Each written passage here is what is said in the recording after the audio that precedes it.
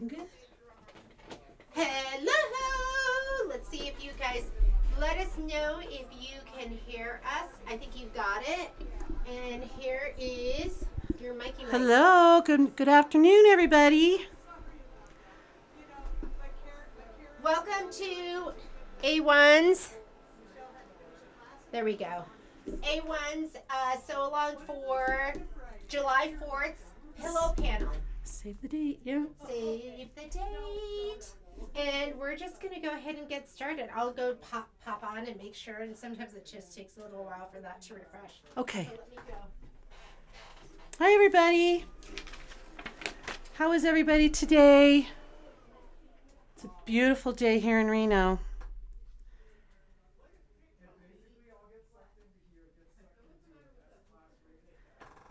If you're here, say hello. This is the panel we're going to be doing today.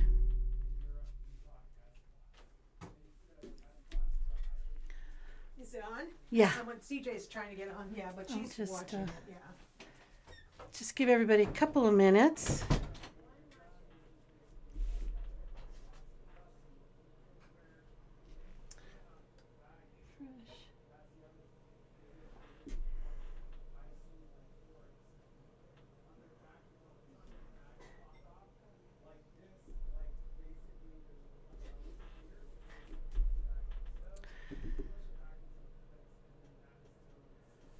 Did you guys have fun in Michelle's class making your cute, adorable zipper pouch?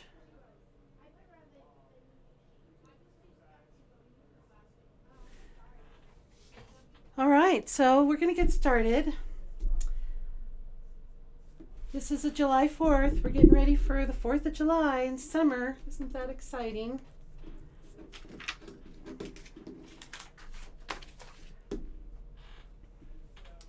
This one should go pretty quick. So I've prepared most of my material. I have, in your kit, you will have gotten these. And I put SF-101 on the back of mine. And SF-101 on the back of this. And on my top, I have some fusible fleece. The directions call for SF-101, but I use fusible fleece because I just like just a little bit of dimension on mine. So that's an option. And we're going to get started on the quilting first.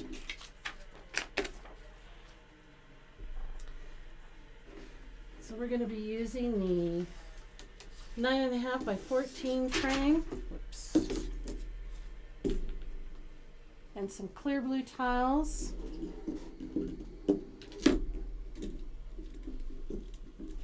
Try to refresh. There we go. Hello.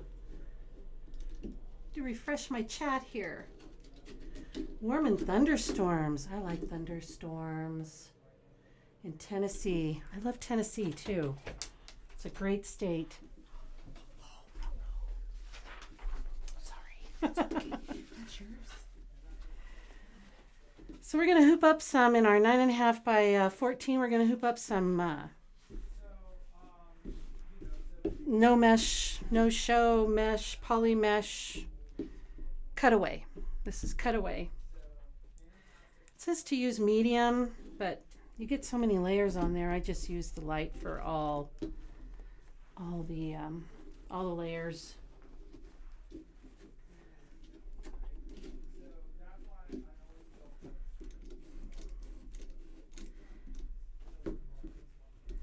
Okay, got that part done. Let's mark up our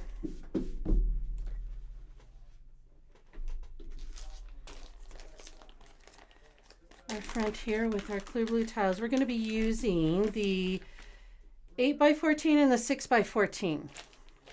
We're going to be using those two. This is in the expansion pack, not the new one, the first expansion pack.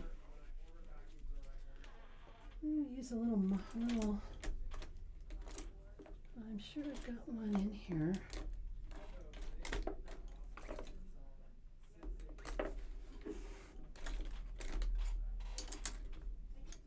Here we go. I'm gonna use a friction pin. This is removed with heat. And we're just gonna make a couple little marks on here. So I get close to the edge, not super close, because we're going to be cutting on this down to, this is 14.5 by 14.5, and we're going to cut it down to 12.5 by 12.5. So we've got some room to play with here. So just kind of get it as straight as you can. I just eyeball it, and I just make little marks. I don't go all the way, and I don't write the size because I'm only using 2 different sizes. If I was using several little sizes, I would definitely write the 8 by 14 in here. That's what this little box is for. But the less I need to mark, the less I mark, the better. And we just need to mark these little sides here so we can line up the next tile, just like that. And then you do have to remember where the top is. So I just put a little T up here. Okay. Now we're going to take our 6 by 14, and we're going to line up these little marks that we just made on the side here. And just going to make the same little marks. This is going to help us center it in the hoop. I don't have to do marks over here because I'm not putting another tile over here. I don't have to do any down on the bottom because I'm not putting any more tiles there. Okay, there we go with our marks. So now let's get it in our hoop. Make this a little tighter. Everything all set back here? Yeah, I'm all good. Whoop, whoop. Hey, Jeannie.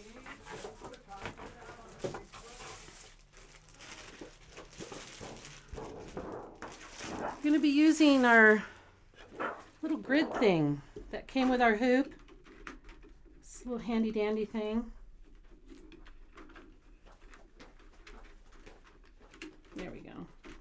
Fits in these little grooves here. It gets all straight. So what we'll do is we'll put down our panel.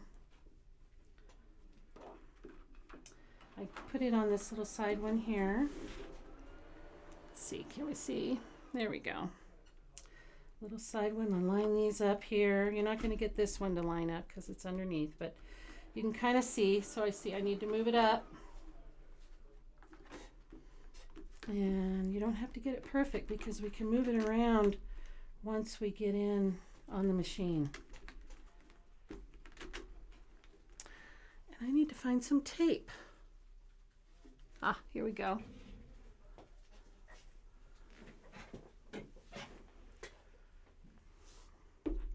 Okay, so that looks pretty good. Can you see? I have it. Oh, there's a glare. Trust me, this little middle hole is lined up with my dot in the center. Can you see? Kind of see. That's where we want to line up, is that little center right there. I know there's a glare. So then I'm just going to lift this up. Try not to move anything. And I'm going to tape.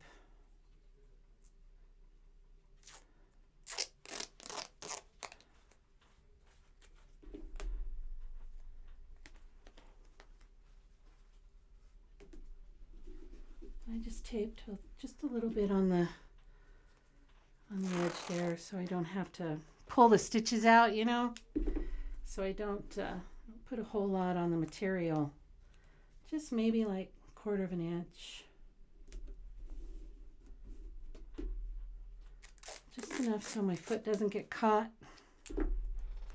But I do want to protect these corners because they tend to lift. So we want to make sure those corners are down secure.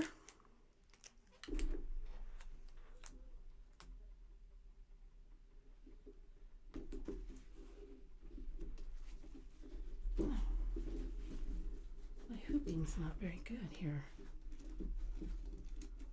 Makes me nervous. What's going on?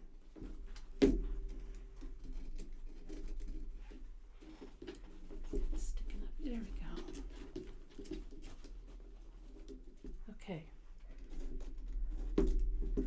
Oh, crisis averted. I almost popped my project out of my hoop. That's never fun. Who does that? I think I did it once. Okay, I think that's pretty good. All right, the color I'm using for the background, because this background quilting for the 4th of July is kind of, it's a little intense. There's a lot in it. So I didn't want to use a real color. It might overwhelm the let's see, I used the same color on this one. Let me show you. If you can see that. There's a lot going on in that quilting. And I was afraid if I used a color, even a light color, it might overpower the pretty design a little bit. But you could still see everything. It's really cute, isn't it? It says 4th of July, and it's got firecrackers and all kinds of stuff on there. So I'm using this, it's pretty close to this color here. So it's Exquisite ES 812. I don't know. I can never get that to really show you guys the number. It's like my phone just will not. But trust me, ES 182. Pretty beigey color. It'll look good on there. All right, I'm gonna go over to the machine.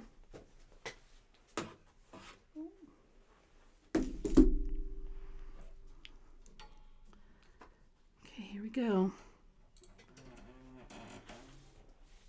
All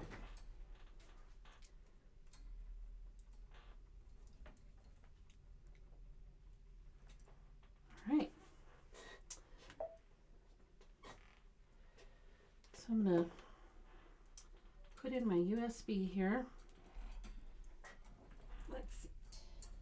I'm still learning this arm, so you'll have to kind of forgive me, but I want to show you what I'm doing on here. Here we go. So I'm putting in my USB with my designs, if I can find it. There we go. I'm going to do embroidery. Carriage is going to move. Then we're going to go to the pocket.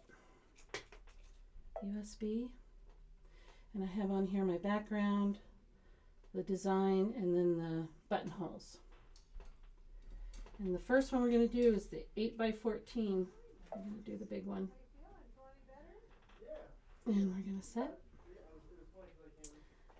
And we're going to embroider. We're not going to change anything. Okay. All right. Can they not hear me? There. Am I mumbling? No. No, you're good. Okay. Just yell at me. Speak up, Karen. Oh, here. I'm going to put this over here. You're just going to have to remember you can't run this Yeah. way. Okay. And now you can see. Perfect. Okay. Okay. Thank you. In your box.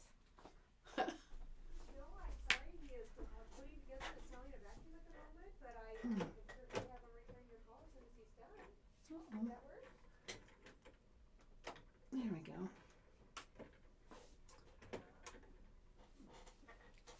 Okay, I'm going to try and thread this without bumping you guys. Okay.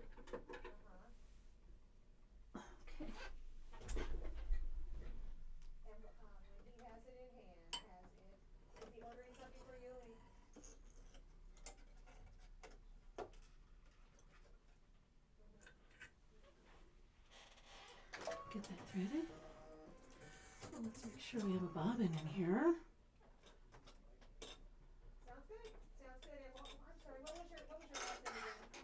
Let's see.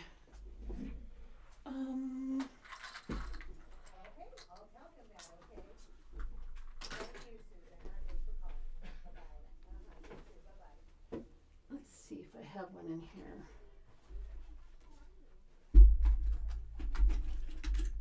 looking for a bobbin. I'm sure there's one. Oh, here. I think, well, I don't know if this goes to this machine or not. Looks like water soluble. I don't want to do that.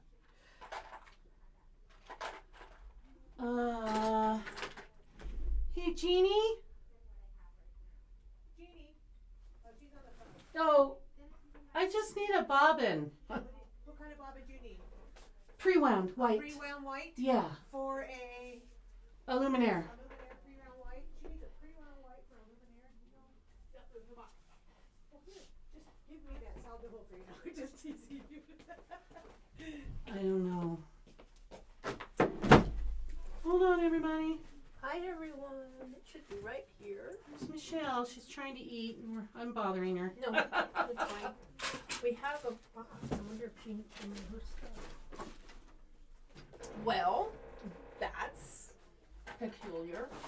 Yeah. This is one. Is it? Yeah. Okay. But I don't know where the box is. We usually have a box back here. Well, maybe we used them all up. I don't think so. Oh. Okay, got a bobbin. We're ready to rock. Alright.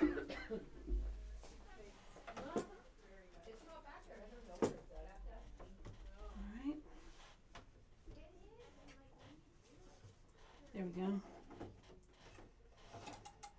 Let's see how close we got when we marked it.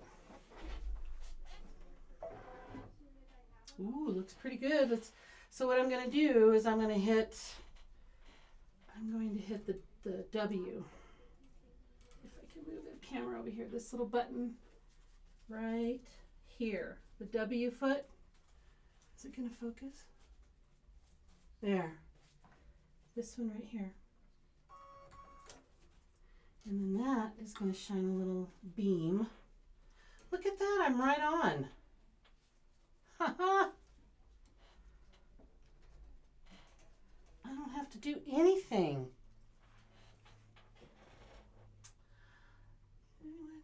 Did anyone attach the buttons to the actual pillow with the machine? I did. I used the foot they have for that. Worked really well.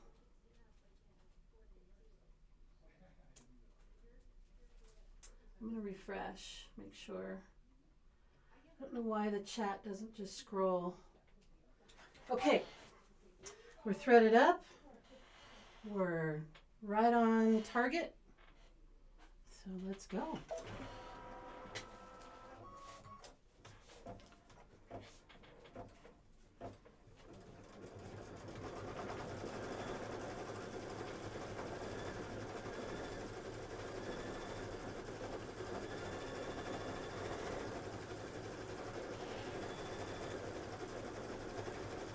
You can use the snowman, Kathy, but you still want to,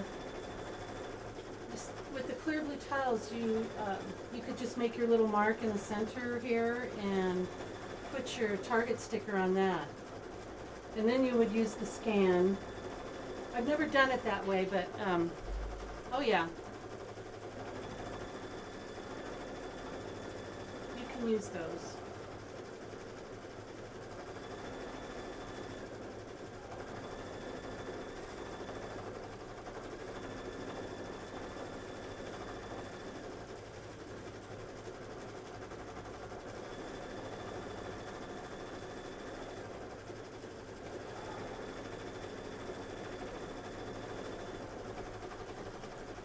So yeah, we're finally getting some nice weather here in Reno.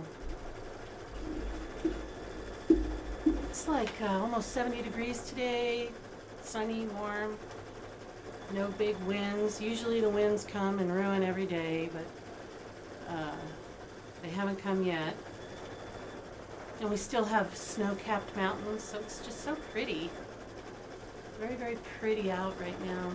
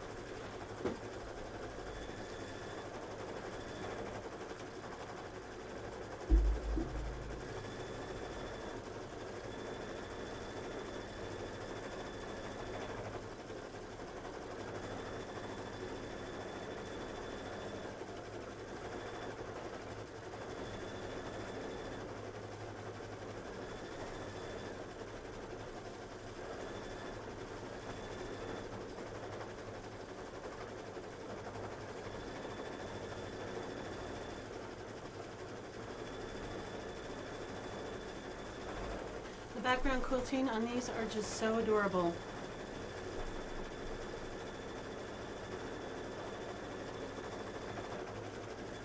I could see making a nice 4th of July table runner or table topper and using this.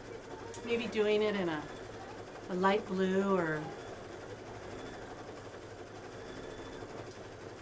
something like that. I think that would be so cute.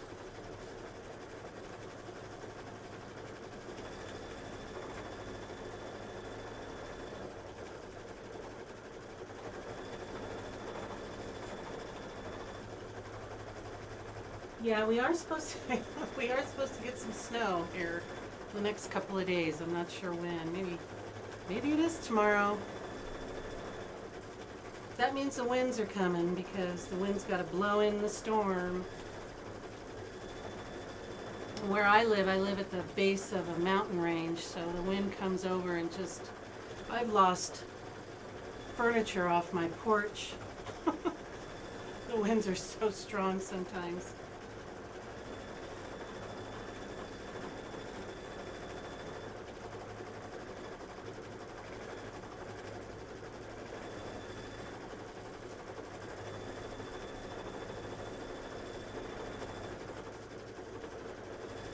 Today, I can pretend that it's spring forever. It's beautiful out there.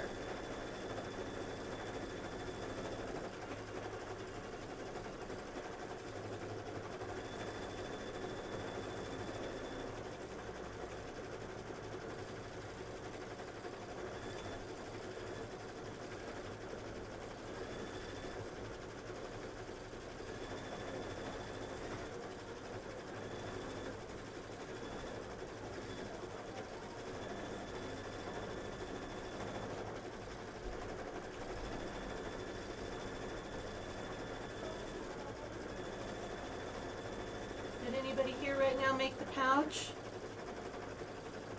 I can't wait to make that Kimberbell fanny pack pouch. It's so cute. Was it hard?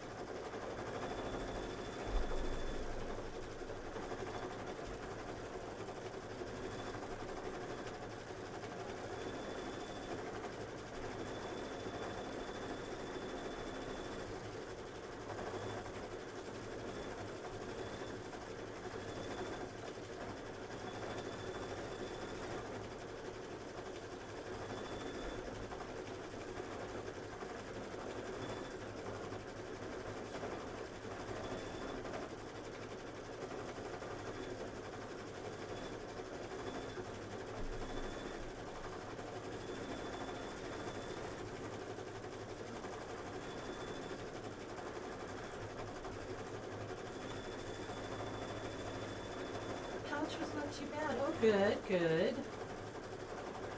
Katharina. Katharina? That's a pretty name. I like that name. Katharina. Katharina? Glad it's lined, yeah.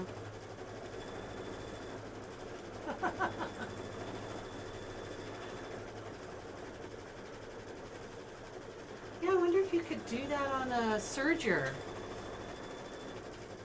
I wonder if you could finish it. I have not even seen how it comes together, so I'm not sure. But usually when I do little zippy bags or anything like that, I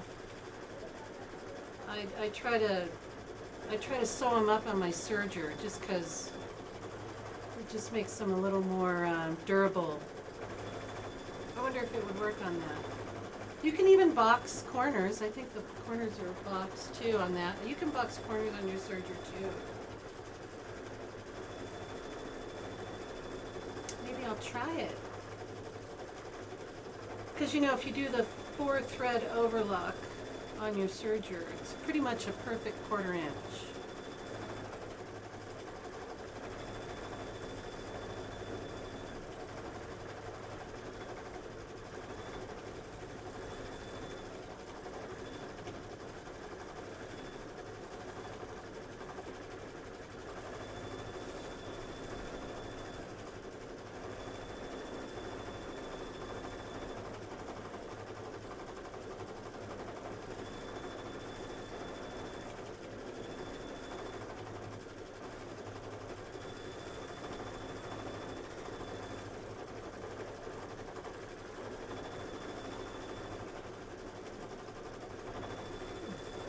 Close to that, didn't it?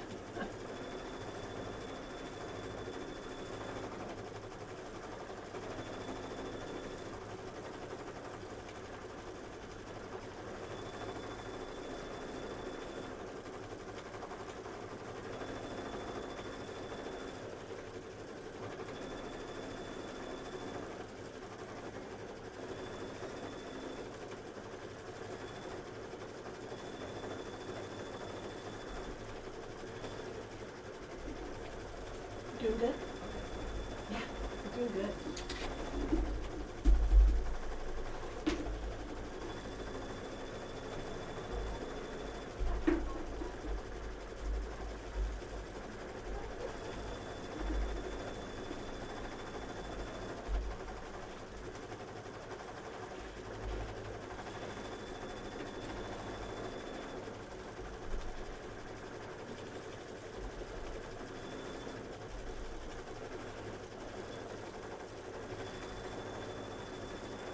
I feel like I have to refresh the chat all the time. There we go.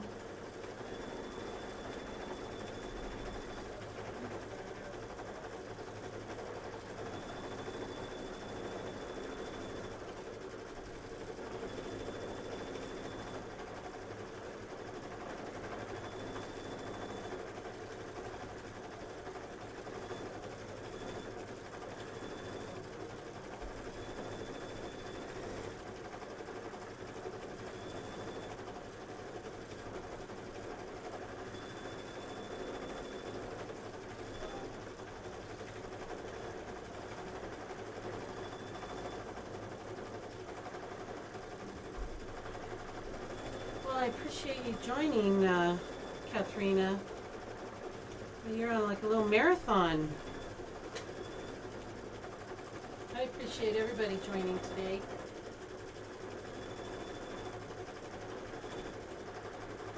I know it's probably getting a little late on the East Coast.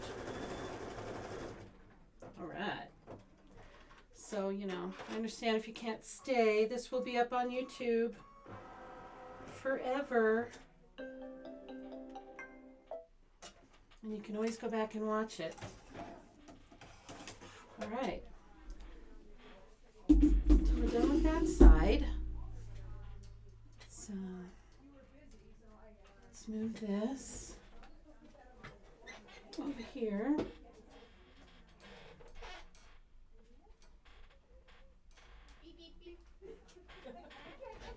And I was going to show you on this zippy bag here. I used the. Oh shit! I used the man, serger. Okay. Serger on the inside of that bag. We were wondering if we could use the serger on, or I'm wondering if you could use the serger on the pouch you did today.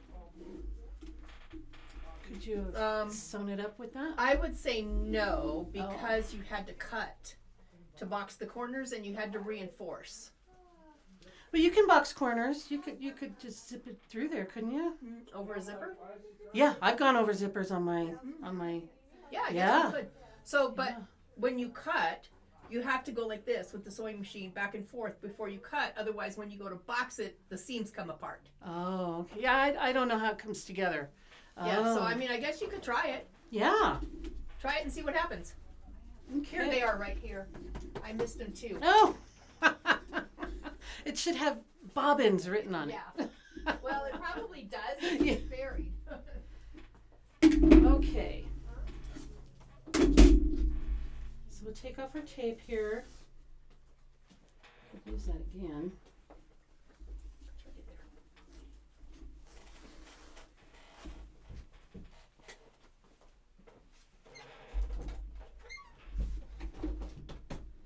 We've got to cut away all the stabilizer. As much as we can.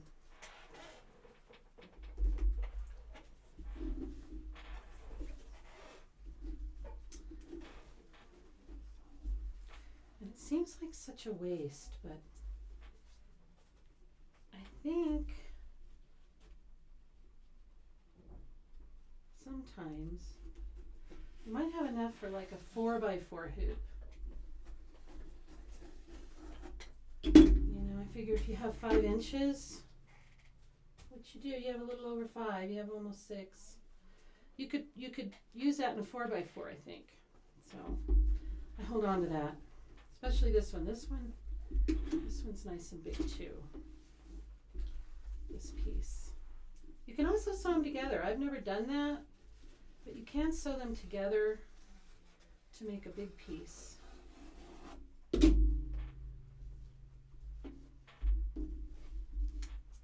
These little pieces out.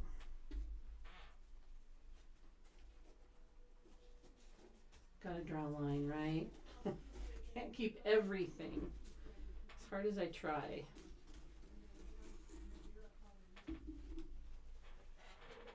It's like scraps, you know, that's like a whole thing for me. How small do you go? Okay, so we got all that off of there. And we're gonna hoop again in our 9.5 by 14. There we go.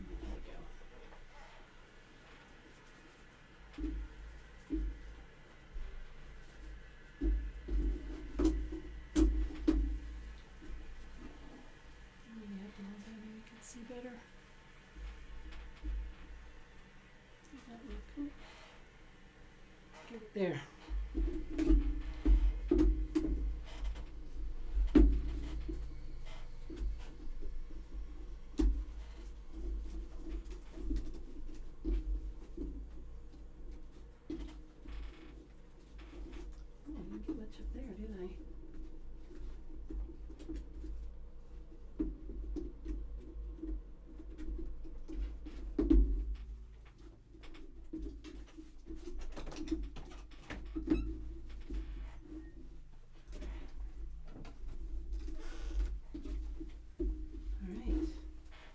So again, we'll use our little grid. Put it in little grooves so it doesn't move around.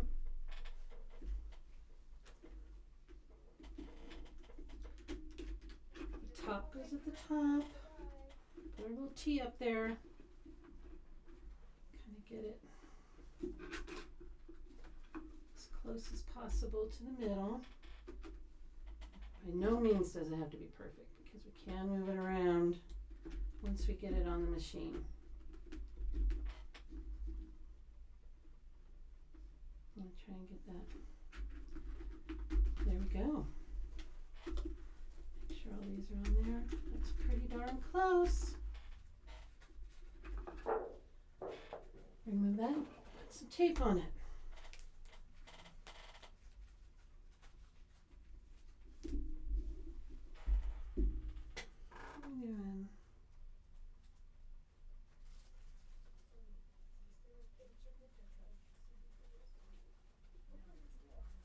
very welcome, Lynn. I really enjoyed doing it.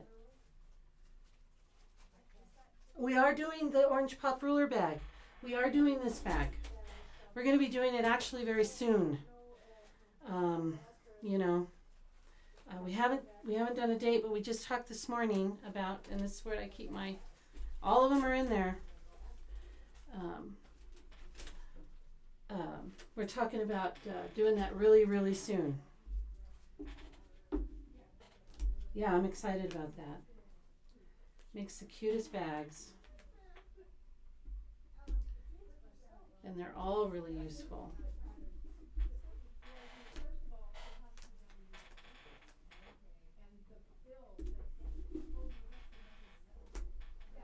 Just make sure those corners are secure, you know. I probably put that a little too much.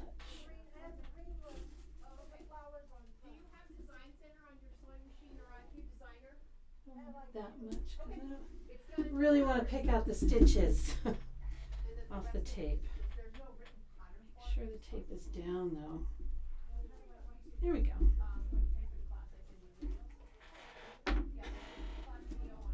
All right, let's see how close we got, huh?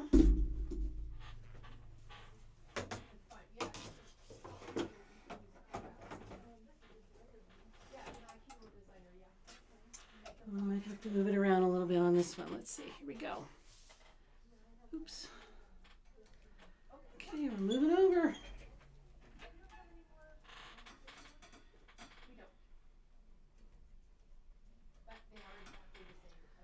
So I'm gonna push that W again. First, I'm going to make sure that I have the right design up. Right now we have the 8x14, so we want to get out of that. Go back to embroidery, go back to our pocket, and grab that 6x14. We're going to set, don't have to change anything, and then I'm going to press that W again. The W, I'm going to press that, see how close we got. I don't think I made it this time. Oh, I'm a little off. So what we do, we're going to go here to layout, and then that's going to let us move. And then I'm going to use these keys up, down, sideways to get it right on that dot that we made. So let's see, I need to go up.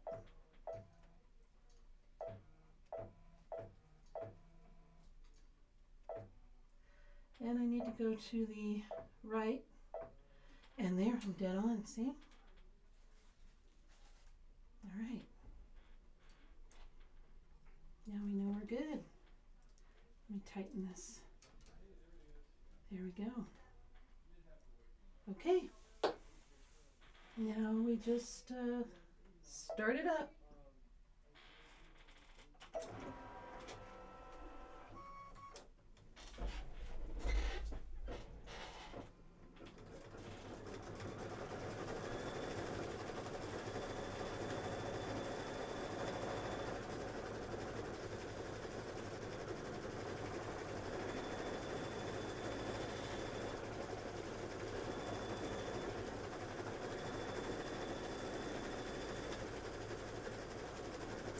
Is that bag done in the hoop? No, it's not.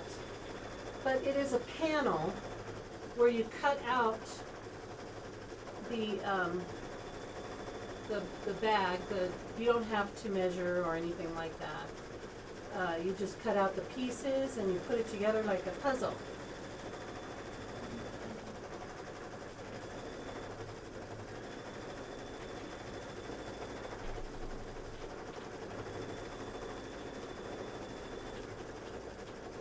I know the next bag I want to make is for my clear blue tiles. I would have to make that one from scratch though. I don't think there's one out there that'll fit it. But that's the next bag I want to make because I want to keep them together. I have one of those craft rooms where if I'm not organized, I'm never finding anything.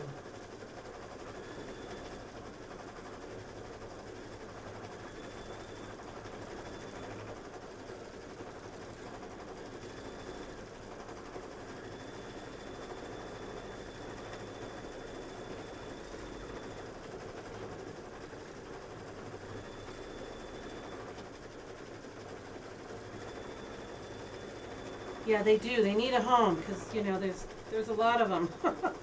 There's a lot of them, and I do label them on the sizes on their little individual plastic bags, just so I don't have to hunt for the size I need, And but yeah, maybe we could get Michelle to do that. She's really good at making bags.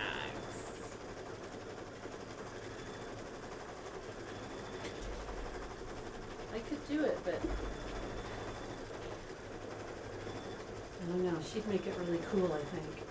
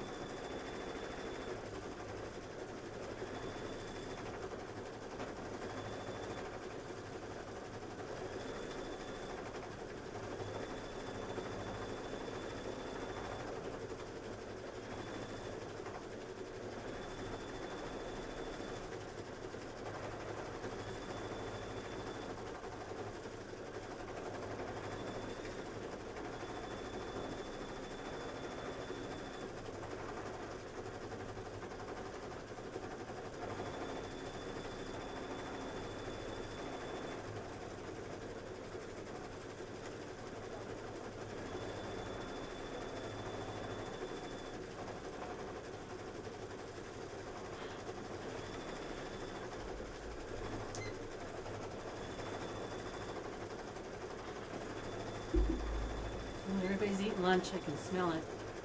Smells good.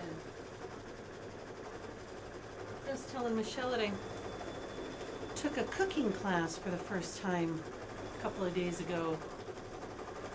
And I don't know if any of you have ever done that, but it was a lot of fun. But it was a chili relleno. We made a chili relleno, which maybe that shouldn't have been my first class, but it was delicious. But it was labor intensive. I don't know. Does anybody know how to make chili rellenos? Because respect. Okay, I just have respect. I will make them again.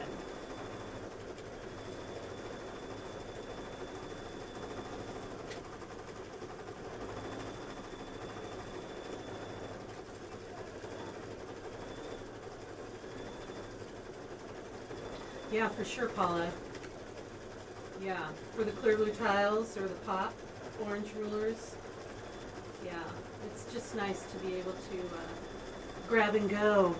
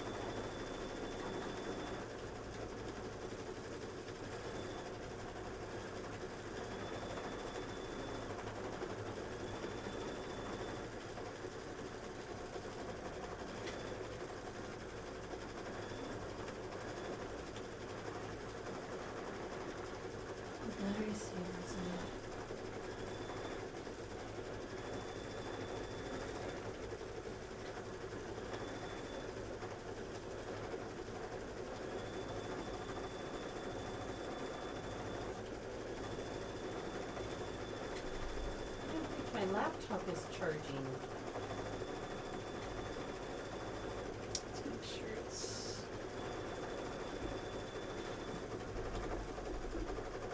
plugged in. Oh, it's not plugged in. That's the microphone. Let's see. I have to solve a problem.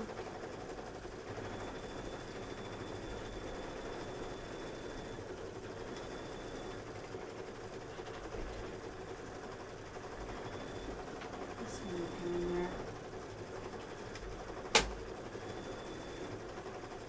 No. This one won't reach.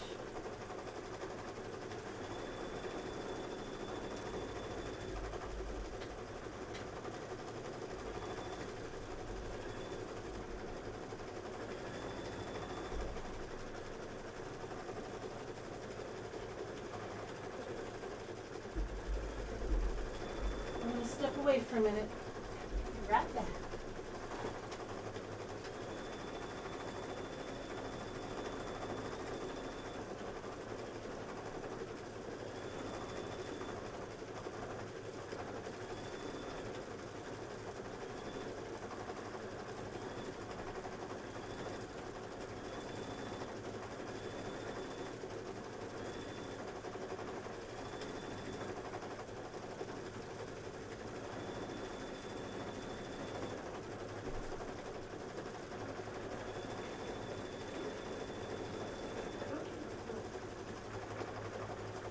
I'm not sure there's one long enough. It is. So this is a genie cord. Okay. Okay, let me get one. Hey, Okay. Jeannie, do you have the power cord?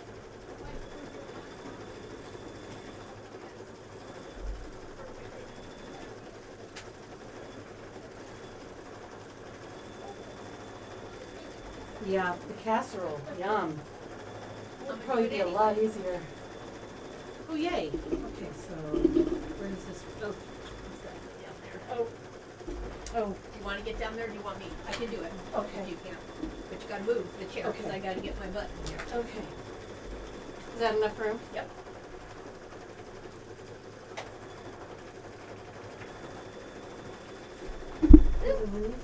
Don't fall, please. Yay! Okay. Crisis averted.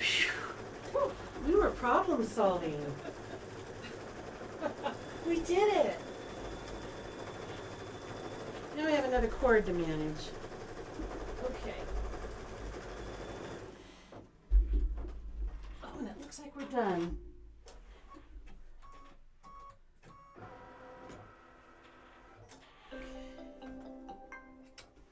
Okay.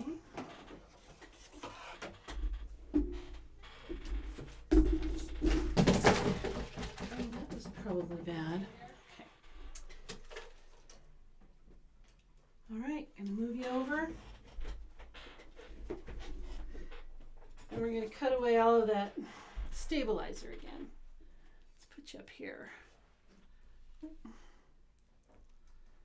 Okay. Are we in focus? There we go. Okay, I'm gonna get this tape. I don't think we need the tape anymore. Oh, see, we got some in the stitches.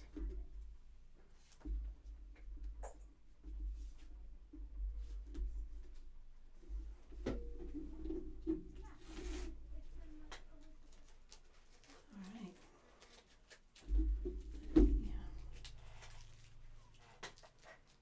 Yeah. There we go. Oops. Okay.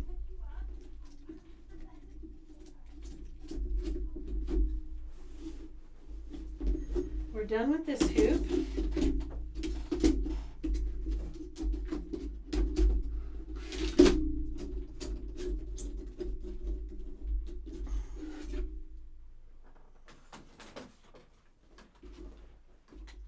And we're going to cut away all this.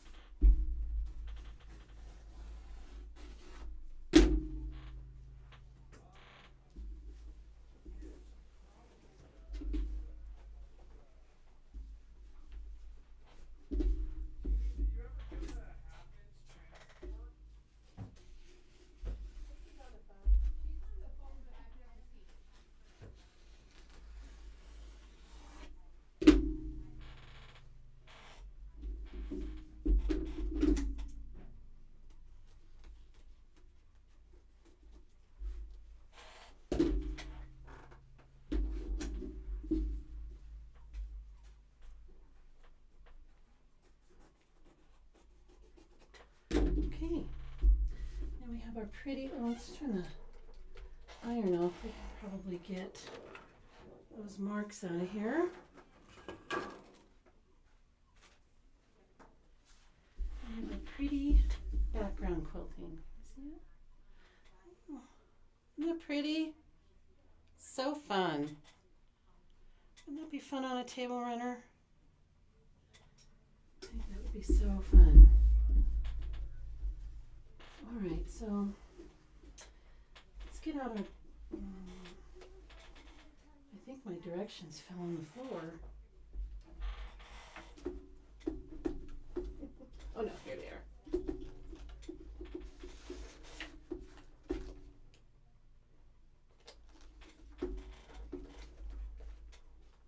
Yep, they did fall on the floor.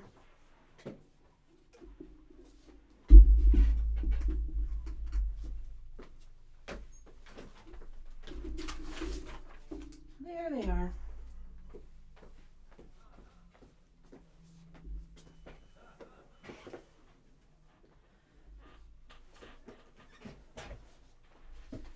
So we all know how to find our directions for each month, right? Because they all start out, if you open up all the instructions, they all start out with the 14th, which was the free one. So all the directions start out like this, but if you go to the last 2 pages, then that's the one you're looking for. The last 2 pages of, that confused me when I was first looking. I thought, oh my gosh, they only gave me directions for the 14th. But I didn't go far enough, deep enough into the instructions. So there's the last 2 pages. So let's see, we did the background, we did all the clear blue tiles. You want to see that? We did that. So we're going to do the placement line, place the 4 fabrics. So we're doing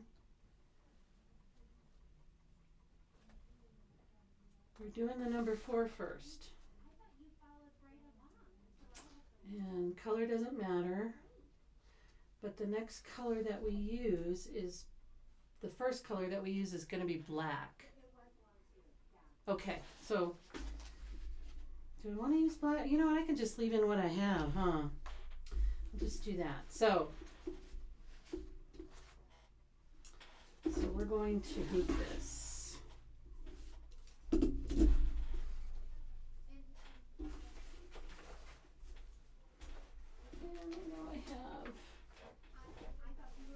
And that's 4.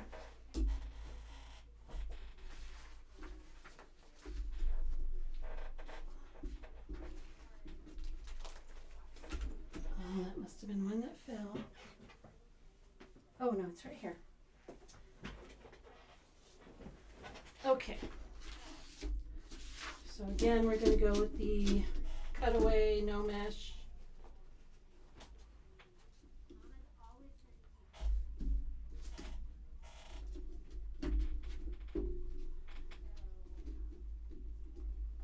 And I float everything if I can. I try not to. I don't like putting a bunch of heavy layers in my hoops because I feel like that's just an accident waiting to happen with it popping out of there.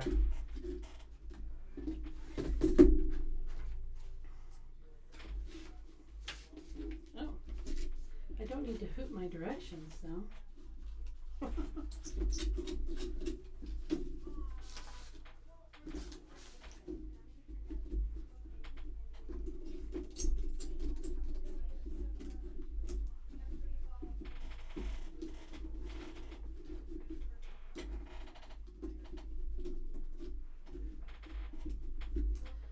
Okay, so I'm gonna iron my panel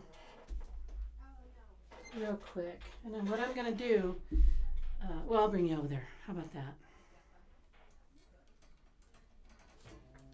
We'll all go over here. If I can make this arm behave. There we go.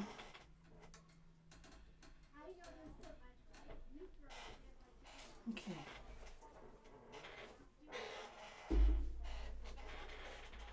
first we'll get rid of our little marks. Don't need those anymore. But I'm going to fold it in half.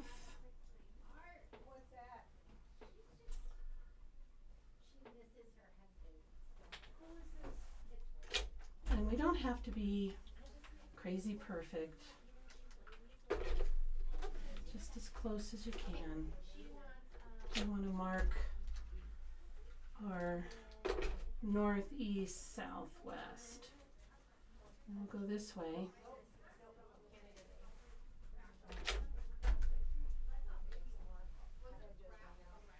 And you can put little pins in there or something, but that should be good. Let's see. I can see my lines this way and I can see my lines this way. And that's how I'm going to put it in my hoop. And I'm just going to float it on top.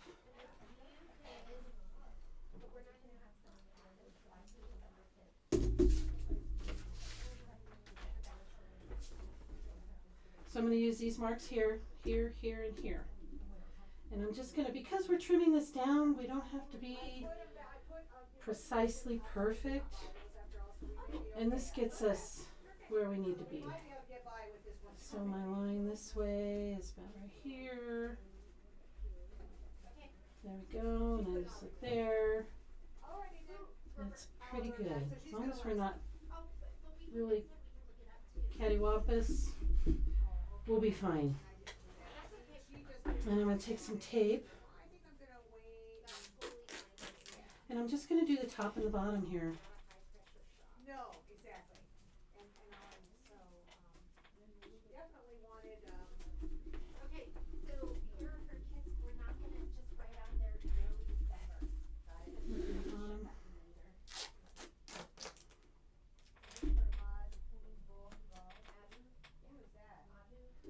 And that's all you really need to do. Once you get the first tack down line, you're all put together. Don't have to worry about it moving. So we're just going to put it in here. Let me move you over. Here we go.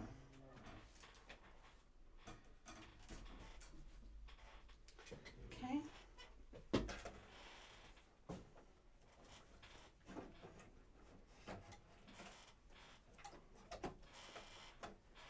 Make sure we're good. I think we're good. All right. Oh, it doesn't like my hoop. It won't let me get out of there. Okay. Now let's go home. There we go. Pocket. USB. And we're going to pick our 4th of July. I'm going to do the pretty stuff now. Okay, I'm just going to leave this pale color in. Might be hard to see. I mean, I could use a darker color, but my first color is black. I'm not sure. I mean, I guess I could. Yeah, we could change to black.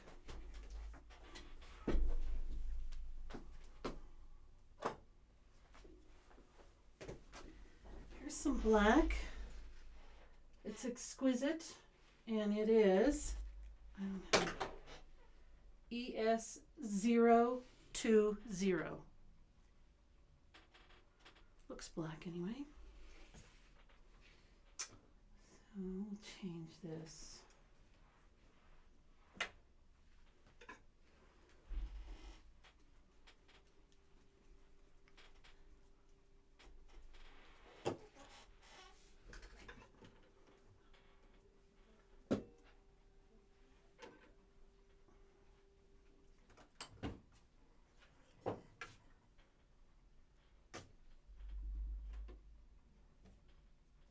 Oops, sorry.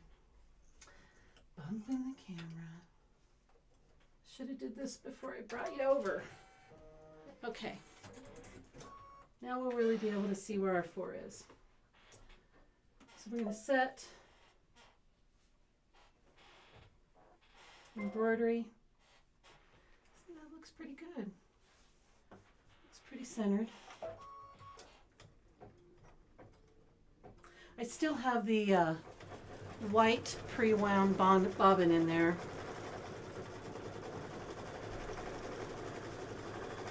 If you're worried about your bobbin coming up, you could change to a black one.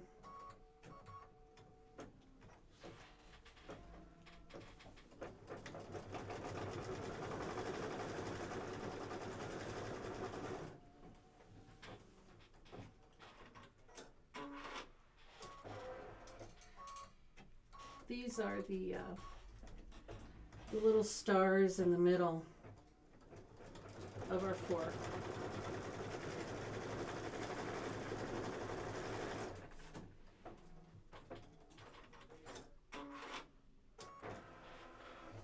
Okay. Hi, Cindy.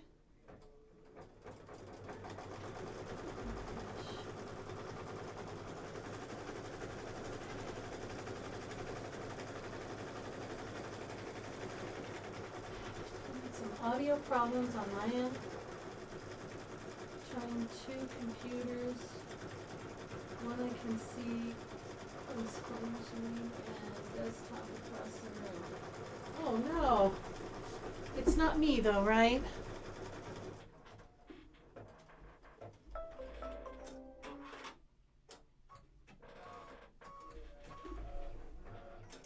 Okay, what's next? Let's read.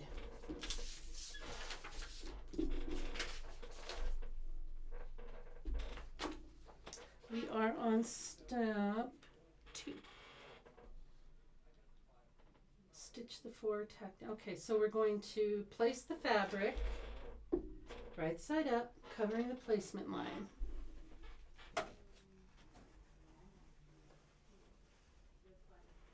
It says to tape, but I'm a rebel. I'll probably pay for this though. Okay, I think that's good.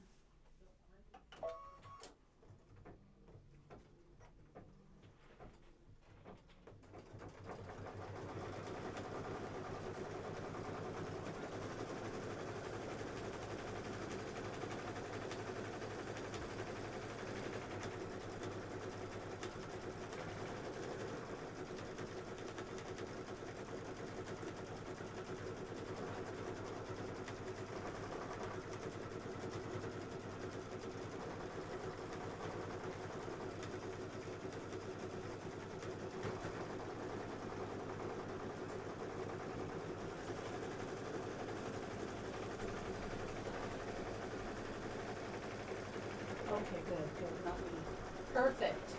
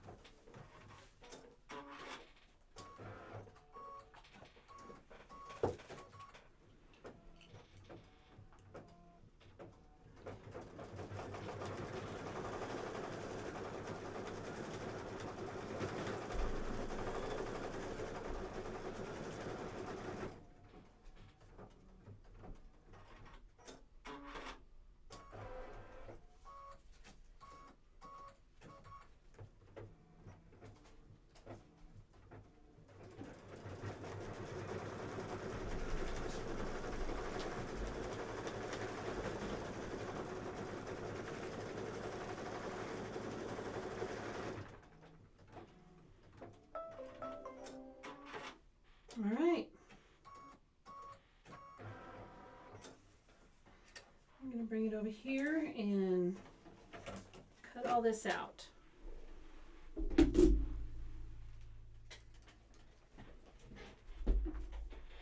we go.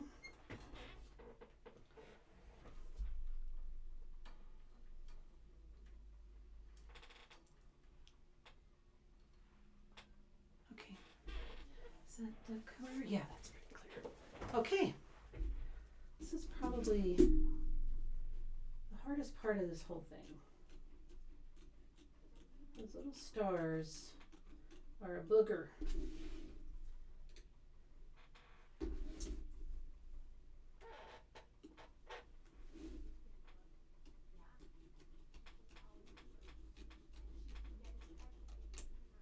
Now see, I'm going to save that, right?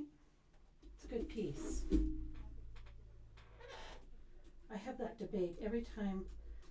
Yeah, I have that little debate in my mind every time I cut off.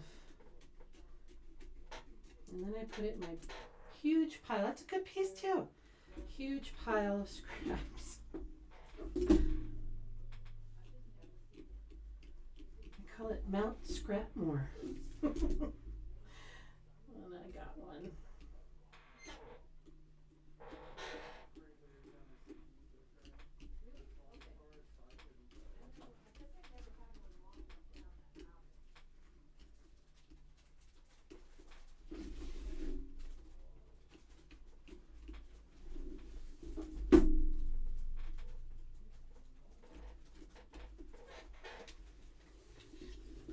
Do I use fusible fleece? Yes, I did use fusible fleece this time. I used it on all of them. Mainly because, you know, I did on the first one, so I kind of want them all to look the same. But, yeah, I like it. I like the little tiny puffiness because it's not like batting. It's not as thick as batting. You keep that too, right? Not as thick as batting.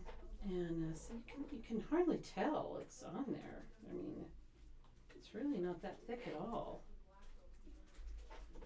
But it just gives it enough to where I love to see the background quilting. I mean, you paid for it, right? You want to see it. Okay, so here's where it gets a little tricky because you got to go through the fabric and the SF-101 without going through the panel. So I kind of lift it up and I look. Did I get it? I think I did. No, I don't think I did. It's really hard to tell because, there we go, because they're both light colors under there.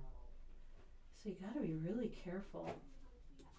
Now if I lift that up, I can see the SF-101 on there. You have a yard and a half.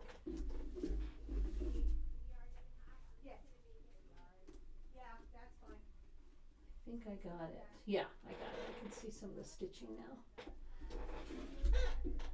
But that's probably the trickiest part to this whole thing is not cutting your panel, getting these stars out of here.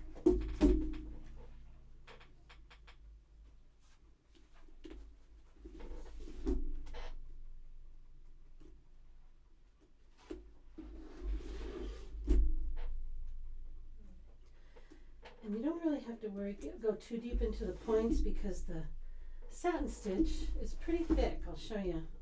It's pretty thick on there. See how it really covers, and you get very little of this, really. See how it's just teeny tiny? So you have a lot of leeway with cutting this out. Don't have to worry too much about getting in all those little corners.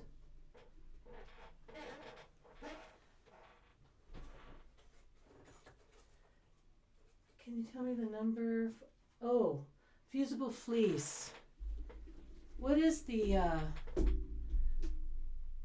does somebody out there know the name of the fusible fleece? Pellon. Pellon. Is there a number?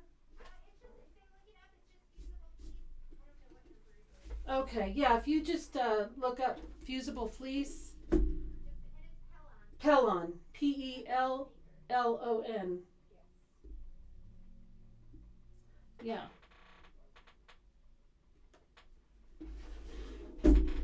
I buy it by the bolt. I use it on everything. Placemats. Yeah, it's a great one to have in your stash. That and muslin.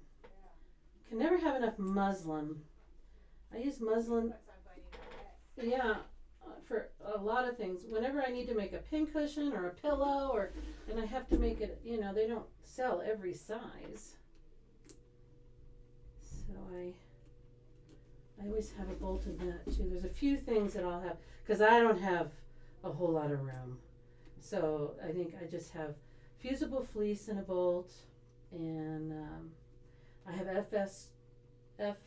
SF101. Yeah, I have that and a bolt, and then muslin. Those are my only. I have to be very picky about what I bring in and on the bolt. But those to me are must-haves. I use them all the time. The little spring in front of the.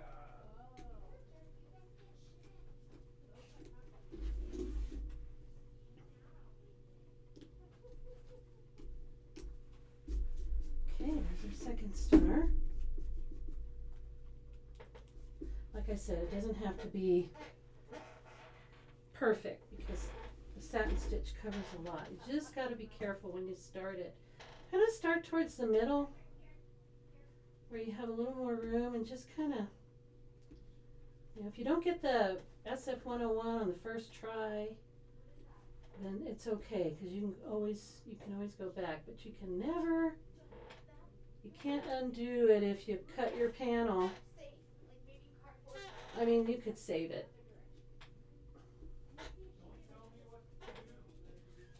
I think I got it. Like I said, they're both, yeah, I got it. They're both so light. Just gotta be careful on the initial cut. See, I didn't get this stuff over there. Most of those in there are, aren't they waiting for? There we go. Whew.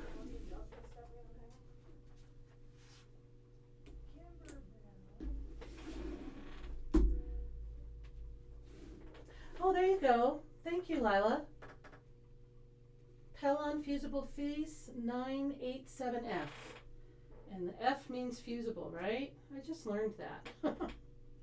If it doesn't have an F on the bolt, then it's not fusible. Yeah, I just learned that. Jeannie just learned it now too.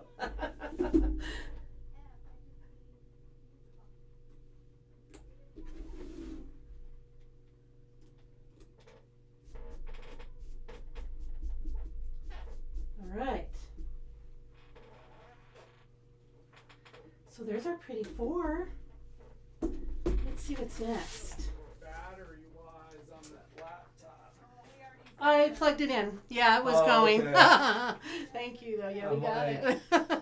Thanks. Yeah, we already went through that. Let's see. Be careful not to cut the background. They even warn you here. Okay, now we are going to stitch the rocket fuse, and that's what we need the black for. Is the little fuse, just that little bit right there, a little fuse that comes out of the rocket. So let's move you over there.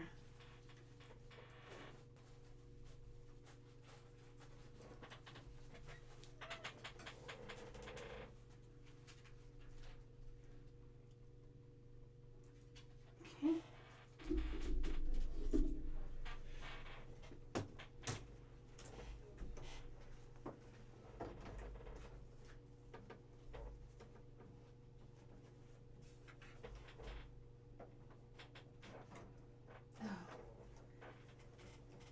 else have that problem where it's like your hoop doesn't want to go in and you feel like you're forcing it? You're going to break something. Okay. Let's do our little tiny little stem in black. Still using black.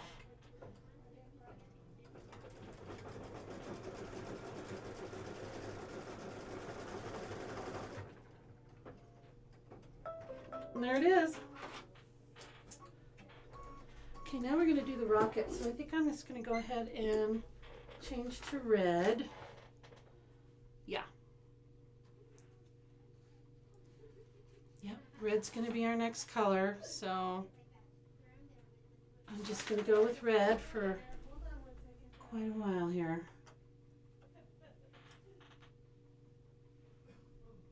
I think we're done with black. Ooh, she has the King Star gold up there. We're gonna use that for our little stars and our rocket there. Gotta use gold, right?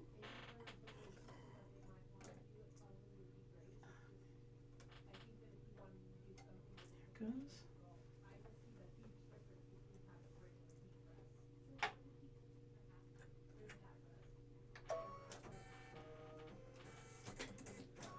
Okay, so this is going to be the outline where we're going to put our little rocket.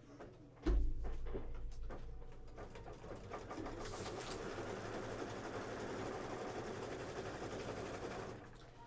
that is the fabric.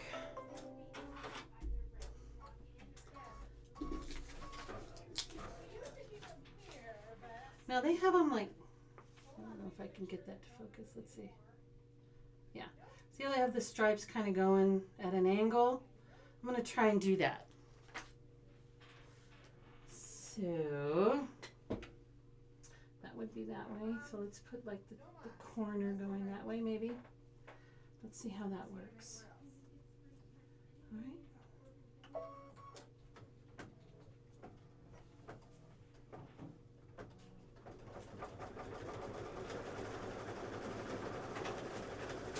Yeah, that looks good.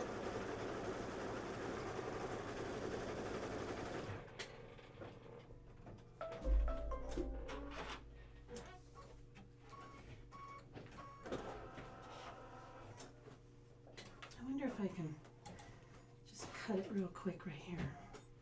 See if I can do that without.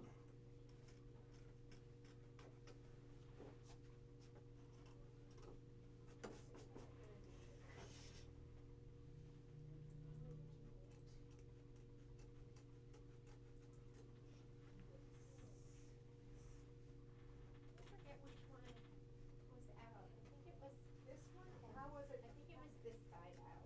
Oh no, you know what? That was what showed. Whoever folded it last time had this part. So you can see I'm using the same piece. Keeping that, right? That's a good piece. If I make more of these, then I don't have to use the big piece in my next kit, right? Okay. All right, let's see what's next.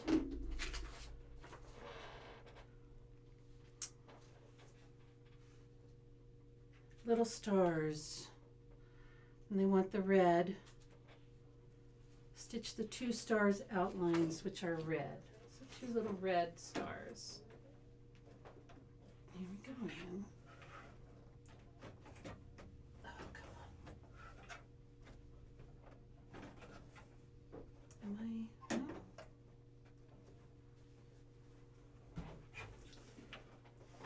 There. Okay.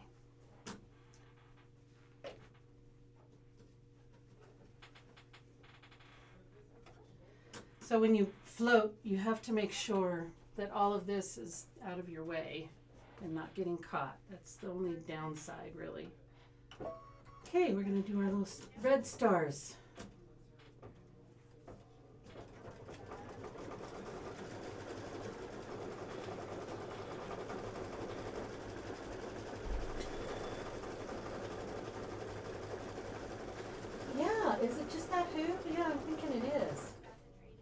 The 8x12.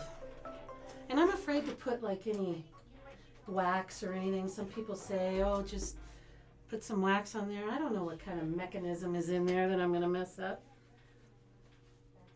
Okay. And then we're doing a little firework. And that is red also. Firework fill. Yes, red. Here we go.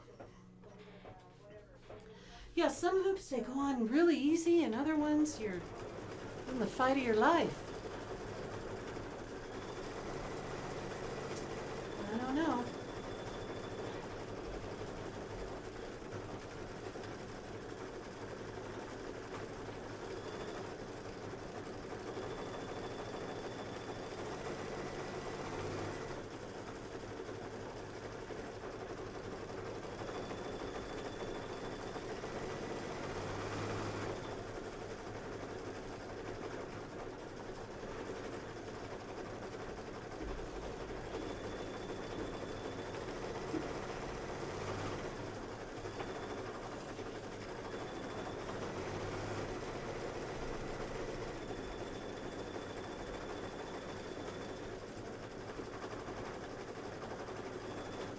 Oh, did he? He said no, huh?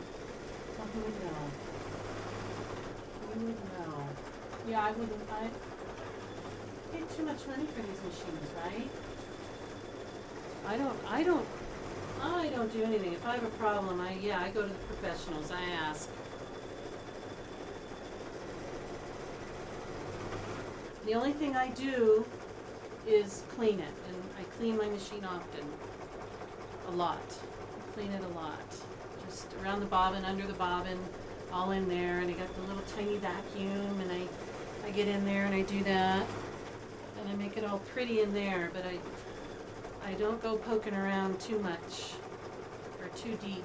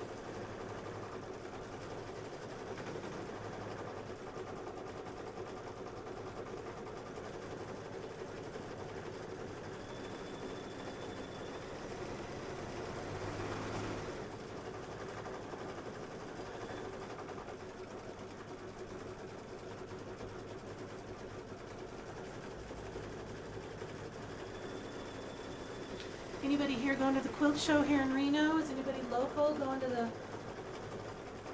I do not have a luminaire, Cindy. I have a Solaris, which is the same thing, only no Disney.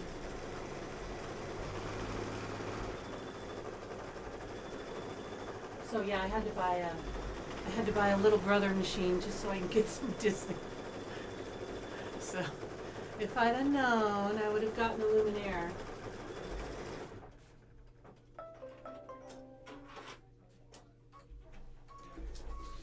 What's next? So now we're going to do the July. Little accent lines in July. Yeah, I have a lot of grandkids, Cindy, so Disney would come in handy.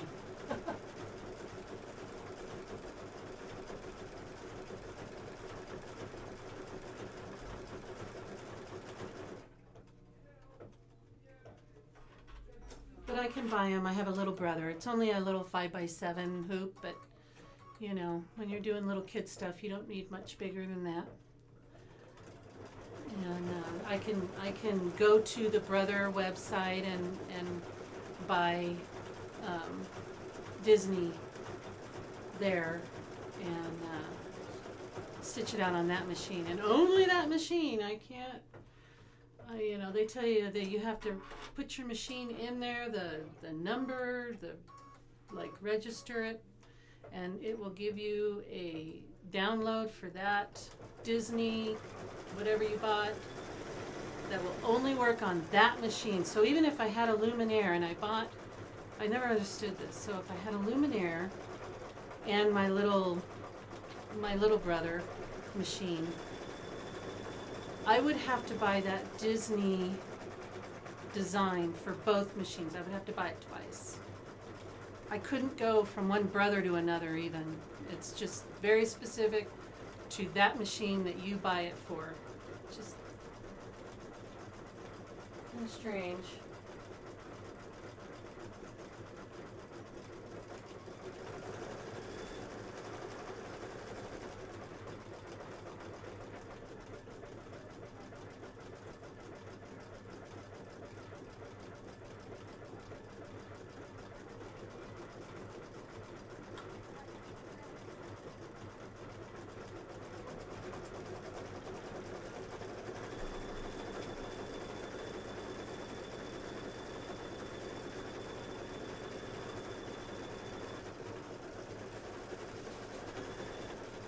But I'm excited to see the new machine that's coming out. I don't know anything about it, but you know, it's always fun to see what we're going to be able to do with the latest and greatest, you know. So you never know. I may end up with a Luminaire. Hope my husband's not watching.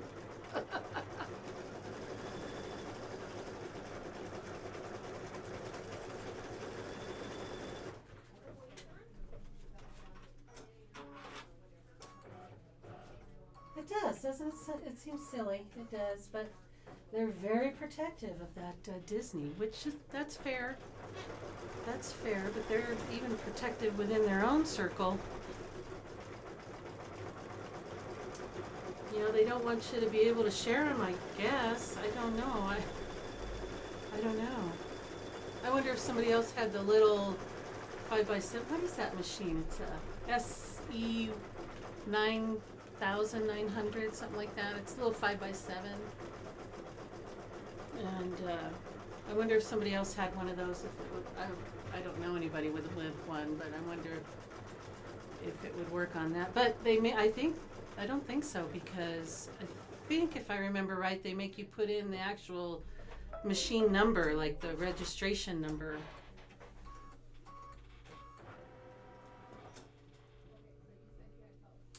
Okay, what's next?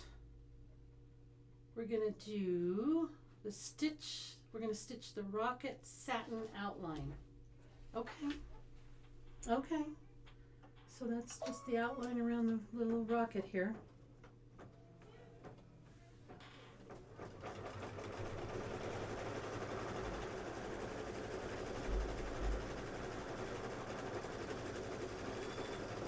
Well, that's the way to go. That is, yeah. Just buy it with them on there.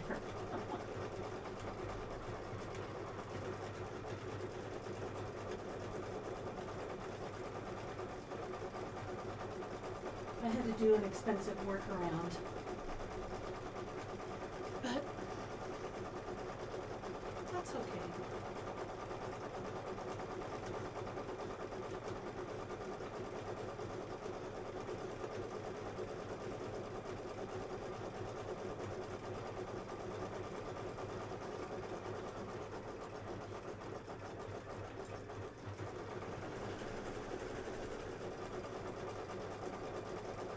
Yeah, I guess that's the consensus, you know, the 8x12 is difficult.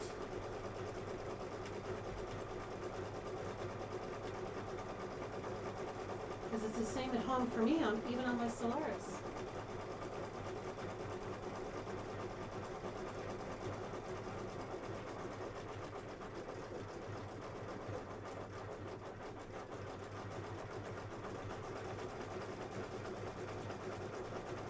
Wow, 25 million stitches. That's a lot of stitches. I hope I get that high. I average about 2 million stitches a year. So that would be a good long time.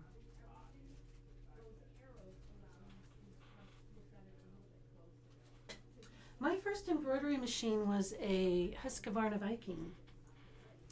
Let's see what's next.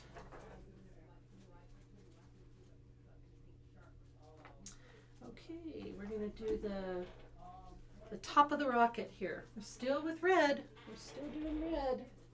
Yep, still doing red. So we're gonna put this on here, which means I need to take off this shiny sheet here. Don't want to stitch down the carrier sheet. That carrier sheet is, because this is iron-on, see? It's meant for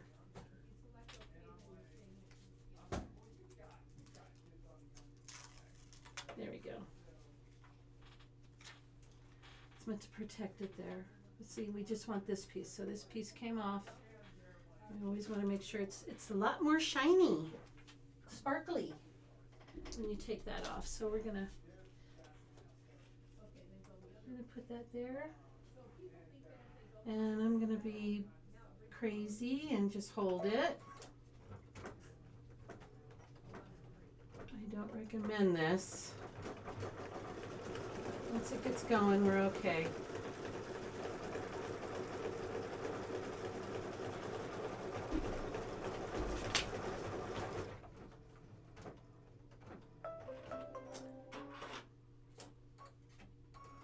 Okay, so this is a raw edge applique, which means we want to be kind of precise in how we trim it. So I'm going to take it out.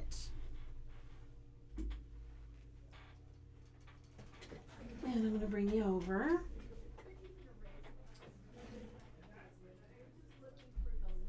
And I like to cut, leave about 1/8 of an inch or so.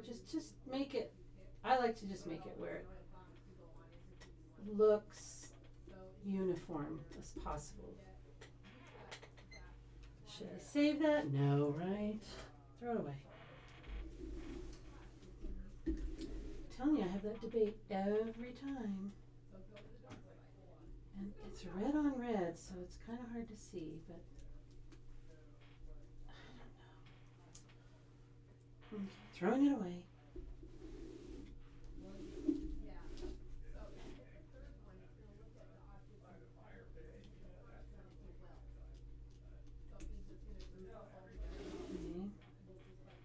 See, I'm a little wonky here.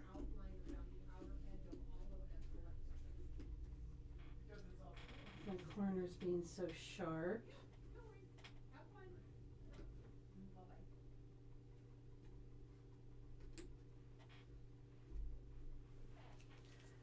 And I could sit here all day and get this just perfect, but at some point you have to just say good enough, right? Like that sharp corner. I'm a little nitpicky, but how's that? Oh, you guys aren't even seeing that. Gosh darn it.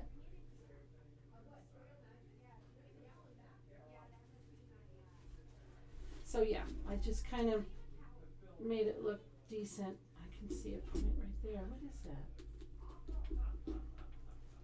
I don't like that. Okay, that looks a little better. What do you think? Oh. Okay, don't look too close. Okay, so that's going to be raw. Now we should iron that, right? I'm just going to put that.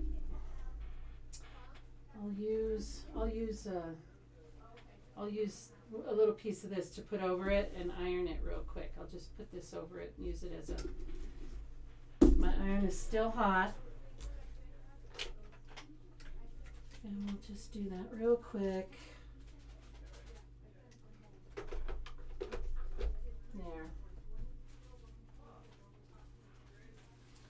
All right, what's next? What step are we on? We are on step 12. Satin stitch, stitch the four, stitch the 4 satin outlines. So we're going to switch to blue, and I'm using this blue. Oh, look at that, you can read the number. Oh, careful, here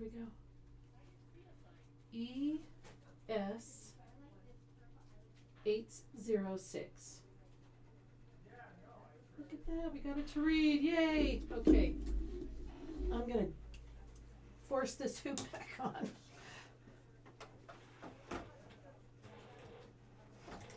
Okay, that wasn't so bad. I'm gonna move you over.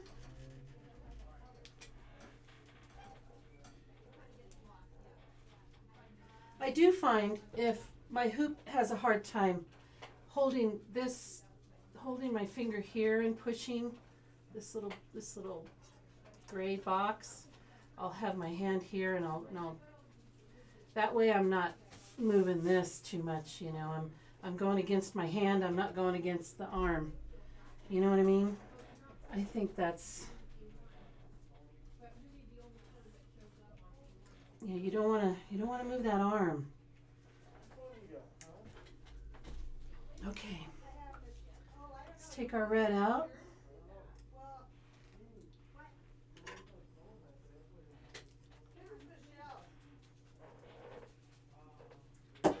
And we'll put the blue in.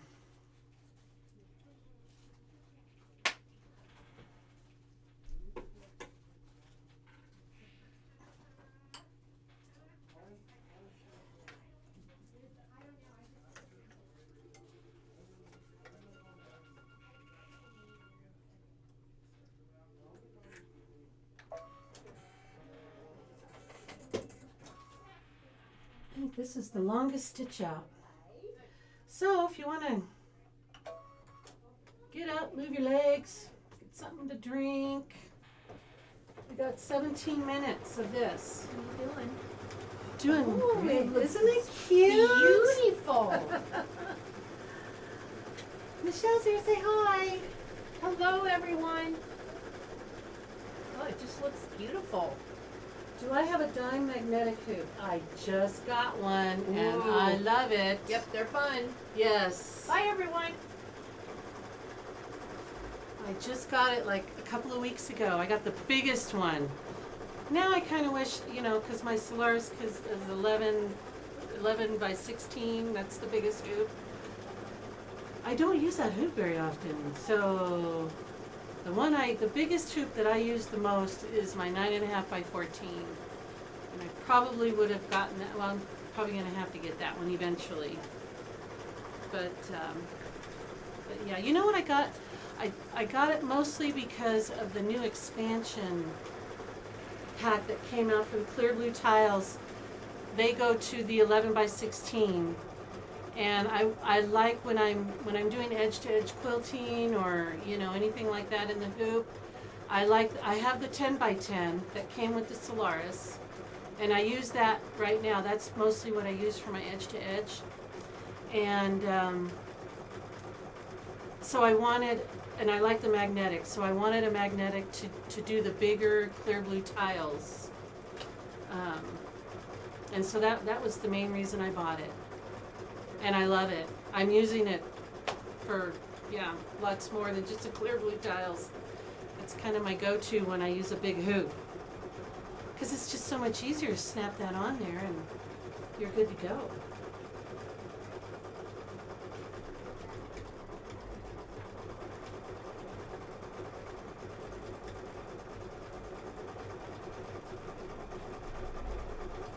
I think the only downside to the dime magnetic hoop is you've got to be careful because I think the material can move a little easier if you tug on it or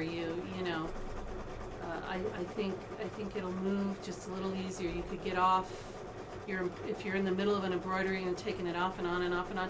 I think you just need to be a little more careful. so as you don't tug on that material in any way, shape, or form, because I don't think of course it's not as strong as having it inside a hoop, a regular hoop. So that's my only advice, is to just watch how you're handling it with the material in there. 'Cause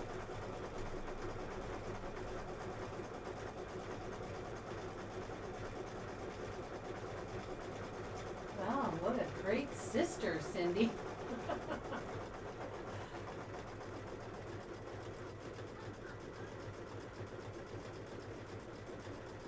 Oh, so you don't snap your fingers. It comes with that like cardboardy thing that is between it when you buy it. I lay that halfway in as I'm putting down the hoop. So I put it end on end on the left side, where and then I have half of that cardboard is covering half of it. And so as I'm laying it down, it's not going to snap right away. And then when I lay it down, I get it kind of squared up on the left side, and then I can slide that piece of plastic cardboard, whatever it is, out of there, and then I can, then I'm not, otherwise that's scary.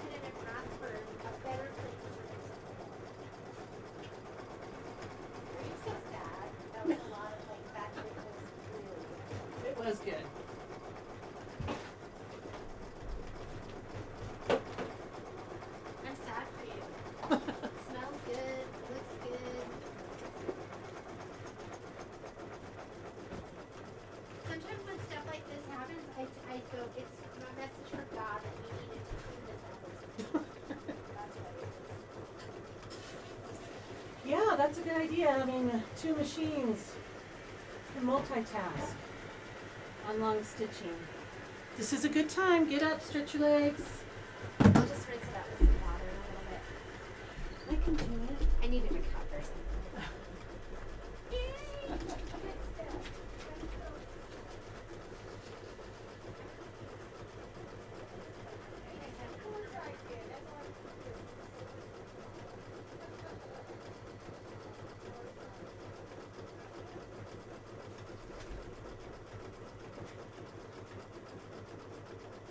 Oh wow, we're almost done.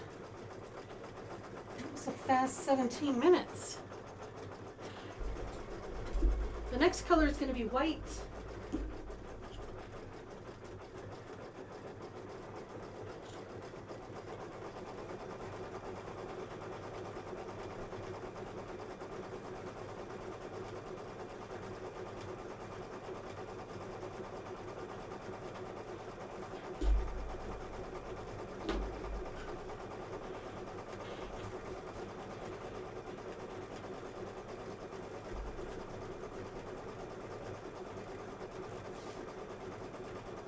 Oh, it's got to do the stars.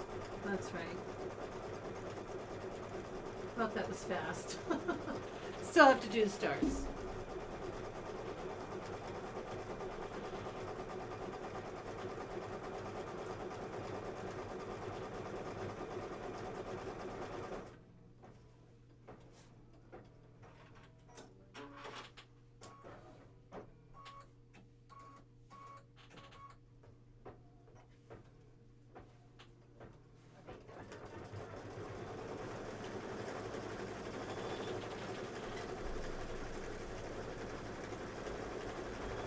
So you have a good shot, huh?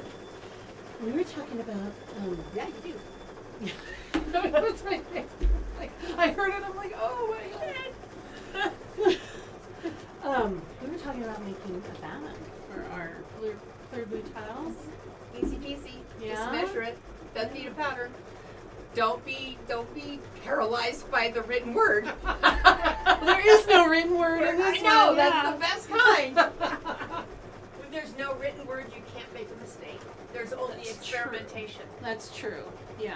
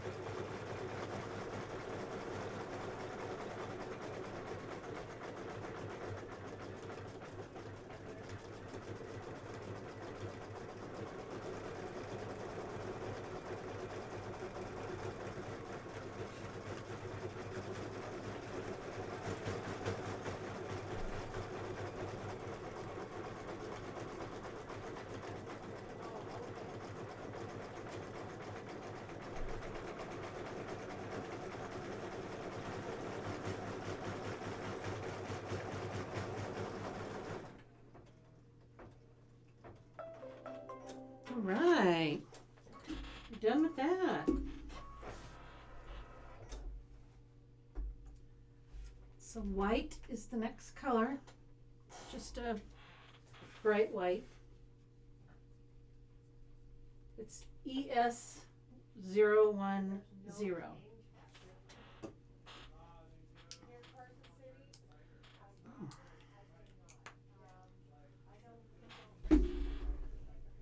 Did everybody get up, move around, do some jumping jacks? Get the blood flowing?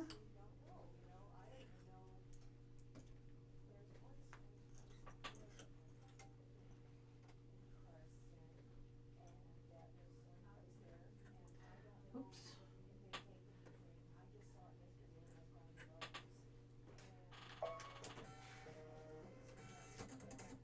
It's going to do a little accent around the satin stitch there.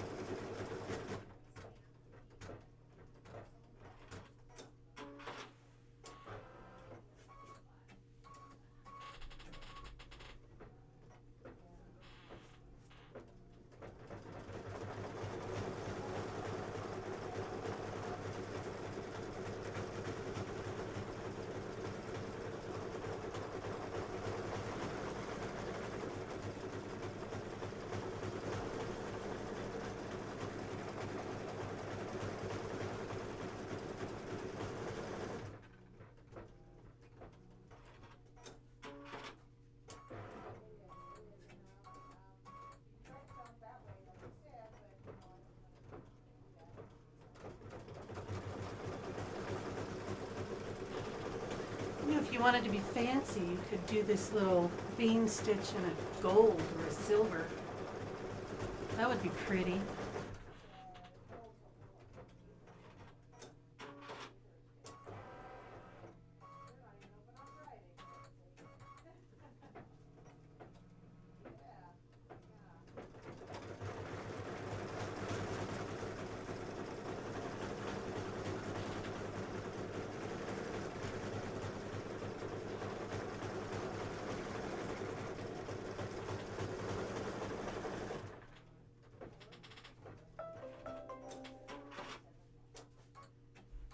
All right, next color is gold. And we're using the King Star MG3. Pretty gold. That's our last step for the embroidery.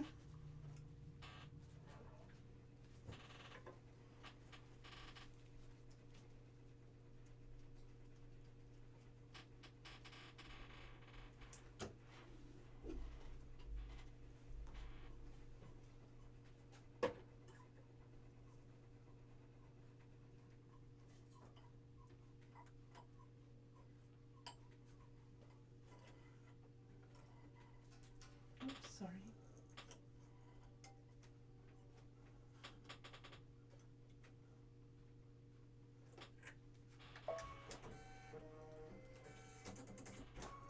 Well, I just missed it completely. Okay, I'm perplexed again. Try it again.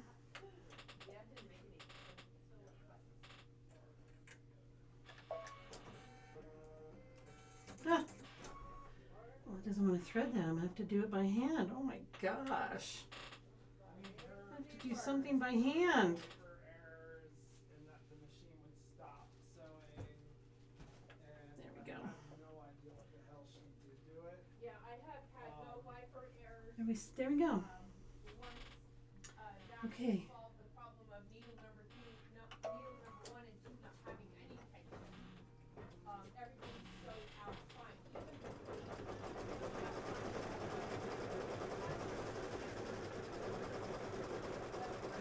The 9x14. Yeah, I don't know. I don't have a problem with that one. The 8x8 is snug for my machine, and that 8x12. Maybe it's the 8s. It's the crazy 8s. What is happening here? Something going awry? Let's look. No. No. I thought it was bunching up. But we're good.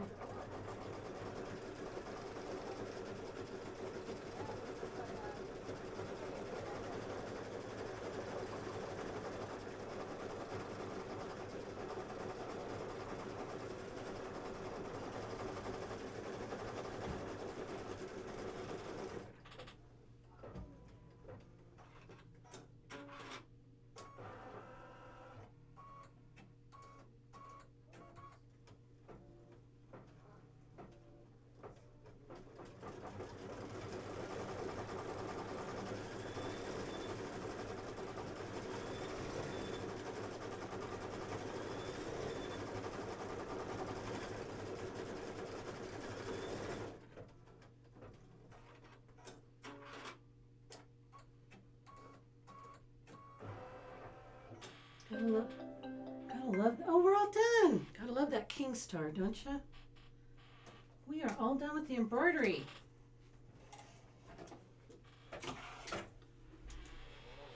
Let's have a look. Maybe over here. Pretty. Isn't that cute? Okay. Something up here. And we'll cut her to 12 by 12. Let's get her there.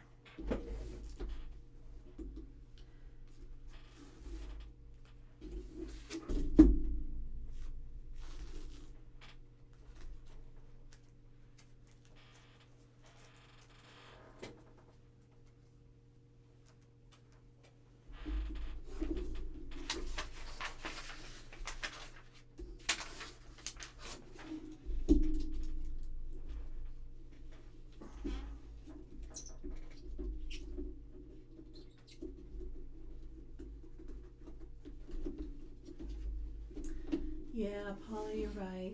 I get it. I get it. I don't mind. I don't mind paying for it. They're very good designs. They stitch out beautifully. If you get them on the black market, you know, you don't know what you're getting.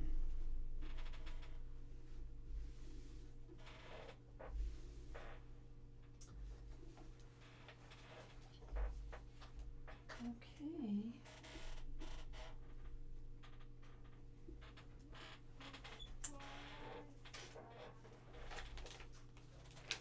I suppose I did with my scissors.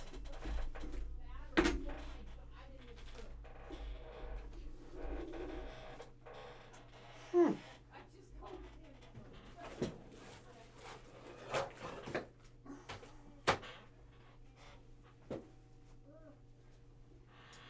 sister would know if I started a text with oh my god or OMG, it was something bad. It was usually about my Okay, well, I'll just use these. And I'm just going to cut away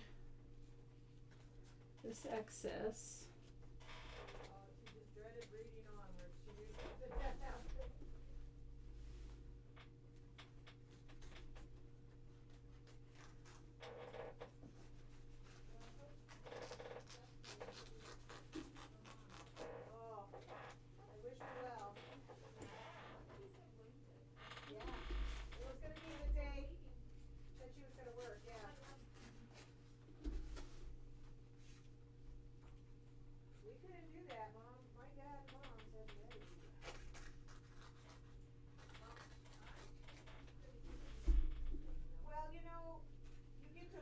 just kind of cutting around it, All the circumstances were different, but yet still.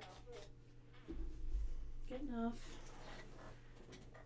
the majority of it. All right. Now that's when we get our pop rulers out here.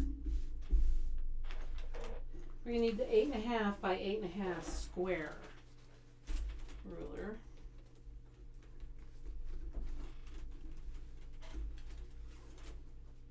Just this one.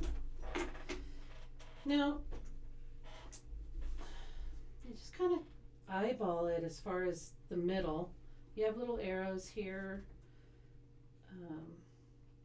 I can still kind of see my iron marks, so that helps. I mean, you could, you know, do a whole thing, but now on these rulers, there's this little grid here. I don't know if you could see that.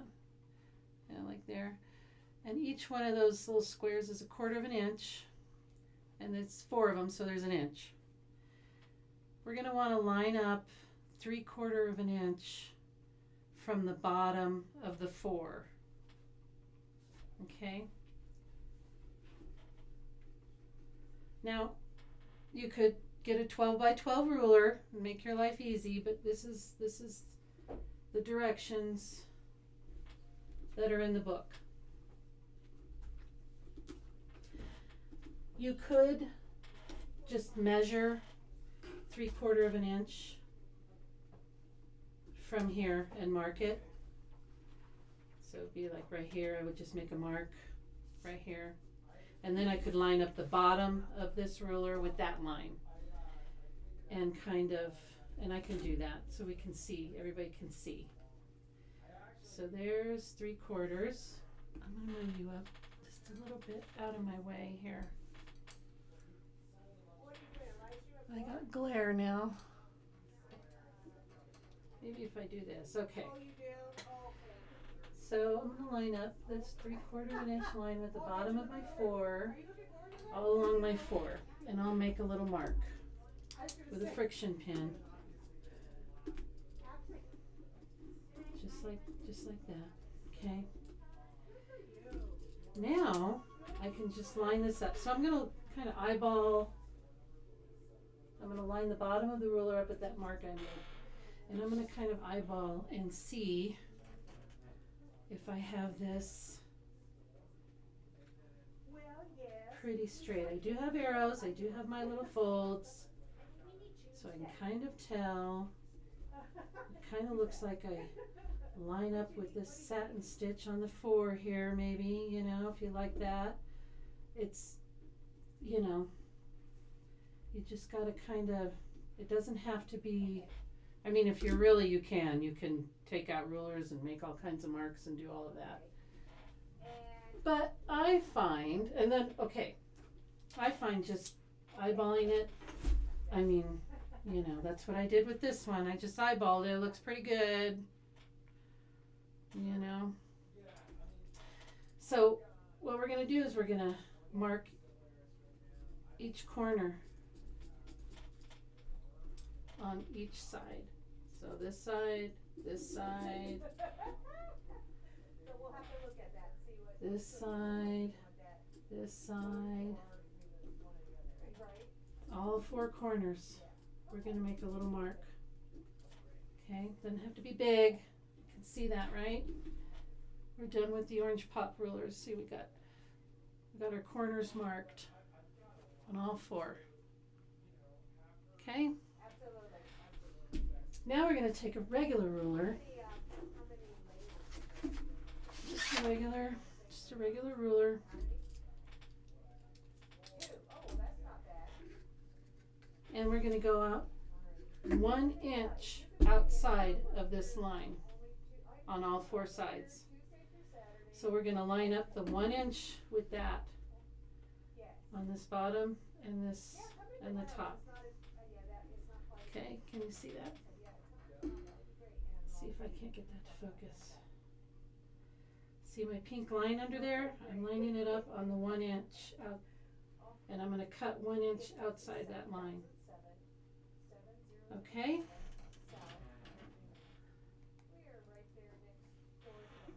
Got that? golf place, do you recall that? It's been there a while. And then I'm gonna Yes, so we're right next door now, it's a long building, we're in the back. make sure I'm lined up.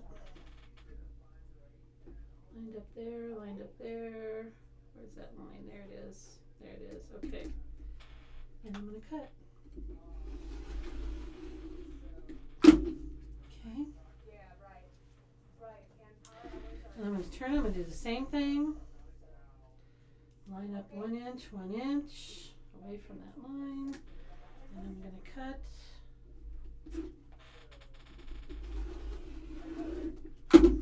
Okay, that sounds great, thank you, we'll report to you tomorrow, okay? And go all the way around. Any questions? The guys next door. Okay, we're lining up the line 1 inch. And they're little bitty kitty bikes with trainers. 1 more time. They're whipping by on electric bikes, but this is, they got little trainer wheels. And after that, we should be at 12.5 by 12.5.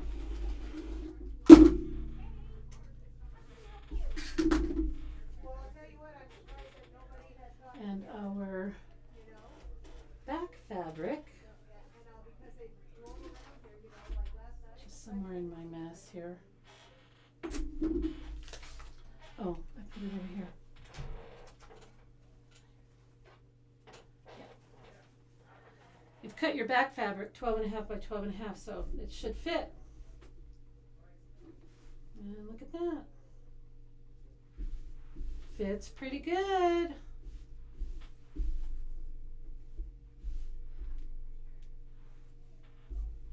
All right. Okay. So now, I'm gonna move you. So we're all done cutting. That was painless, right?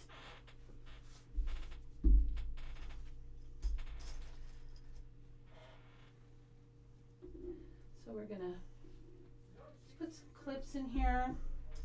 You can use pins if you like.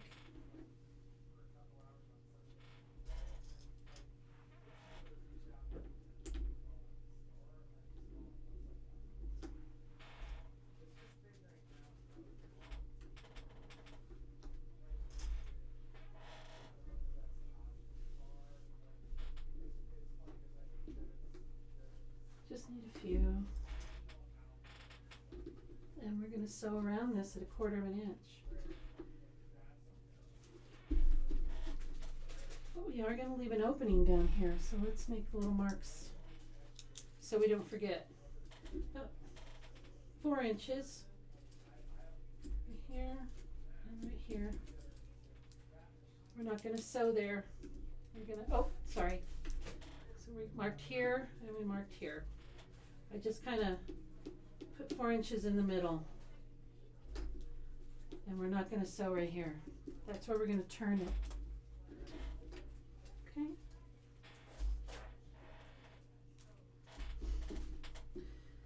So let's change our machine to sewing real quick.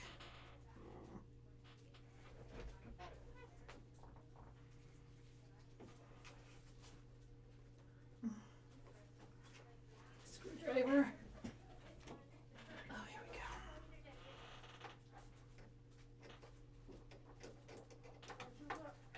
Am I doing okay? It's fine. Because the other side has happiness is born. Yes, that. Happiness is a full bobbin, it says. Oh, come on. Here we go. We're not taking them apart, so I don't think you have everything in here you need. There we go. Snug fit. Okay, change it out to sewing. I'm going to put my sewing foot on here real quick. $39.99. Okay. I haven't priced them yet, but I will.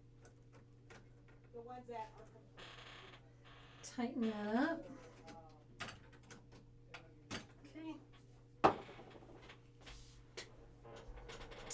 Now I'm going to use Aerofill. It's just I'm going to use that in the bobbin too. Whenever I'm piecing, I just change that out into cotton. I don't know why, I just do. You could use polyester.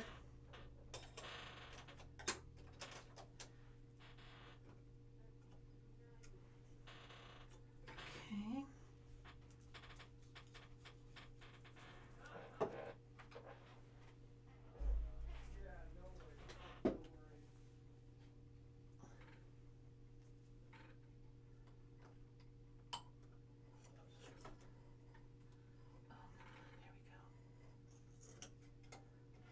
What is going on?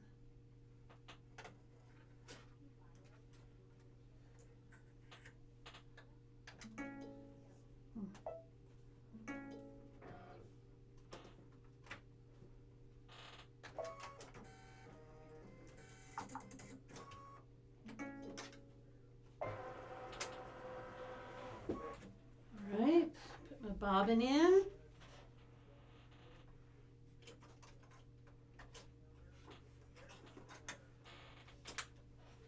Okay, let's move you guys over. Okay,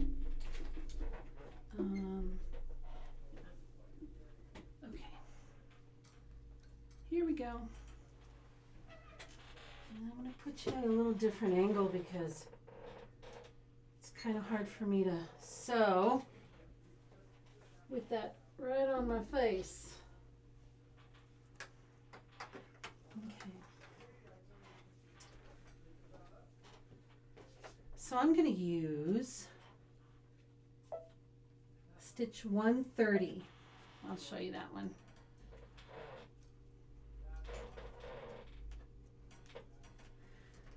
It's in the, I'm going to use that stitch right there. It has a P next to it for piecing. So what that does is it moved my needle over to where if I follow, if I put my material right along this edge, I have a perfect 1/4 inch. Okay? So that's the stitch I'm going to be using.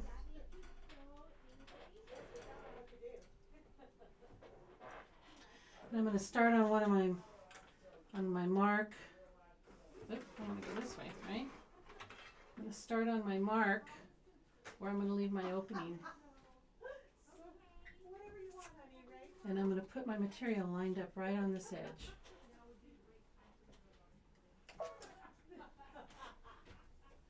And I'm going to find the foot pedal. Okay. I'm going to back stitch a couple.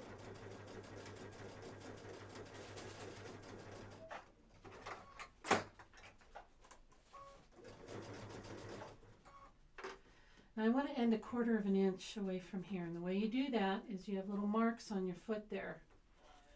And the first little mark up there is a 1/4 inch, and that's where I want to stop. It's a 1/4 inch away from the needle. There's a little mark on your foot. So I'm going to stop about right there. Okay. All right, here we go.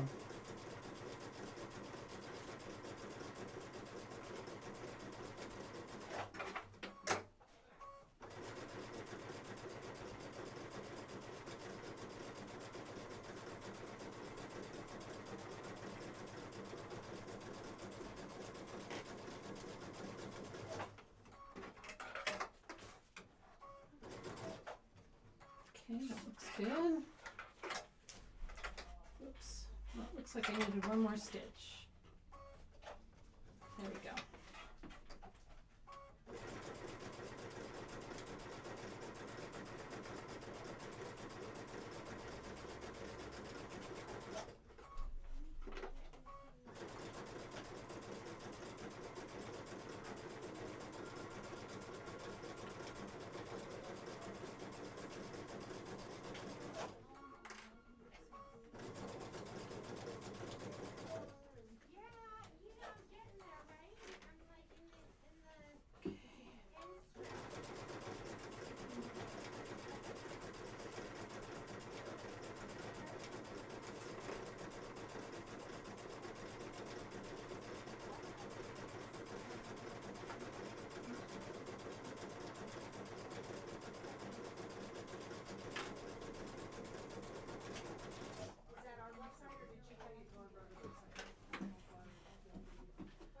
Okay, coming around to our next mark, and we're going to stop there and backstitch. All right.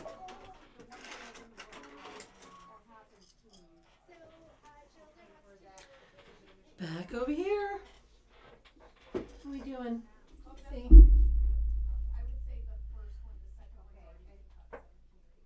Okay, bye, Paula. Thanks for joining. Have a wonderful evening. Okay, so you're, okay, so, first of all, what was your name? Oh, that's me. Are you talking about the summer garden? The So tea what? towel? I'm sorry, I can't. The tea towel? That's me. Yeah, that's me. Yeah, I have it on the 17th and Okay. Just catching up. Okay, here we go.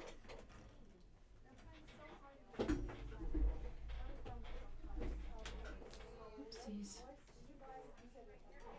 awesome. Do you need the pattern in the, okay, pattern, Okay. order more of the one that I use, like There we go. All right. so those are my suggestions. So we're going to cut these corners just a little. I don't like to cut a whole lot. I just cut Okay, hold on a second. Let me see. close to the stitching, but not real close, and a little bit on each side.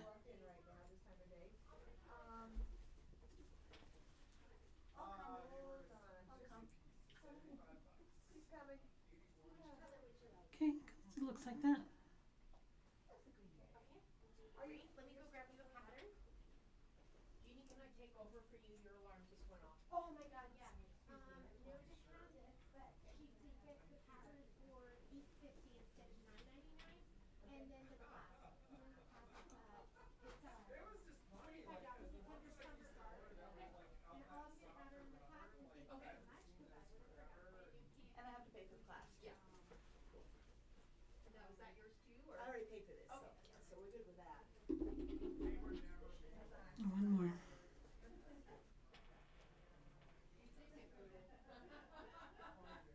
made that pretty clear.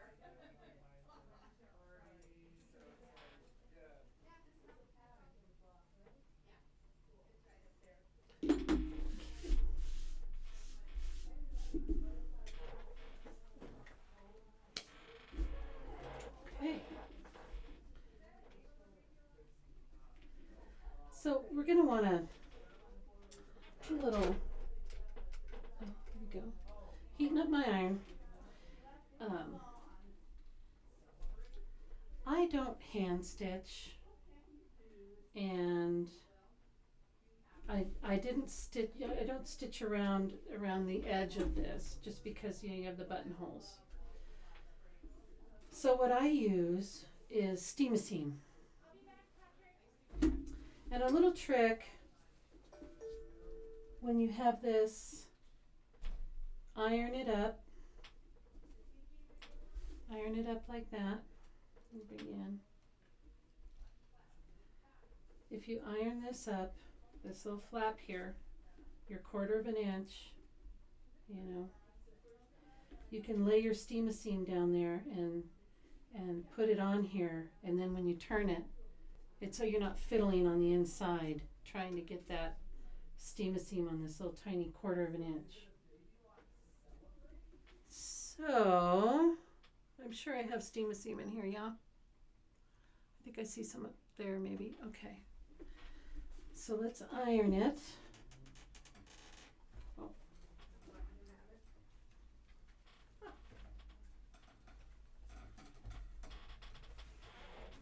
Go to the iron.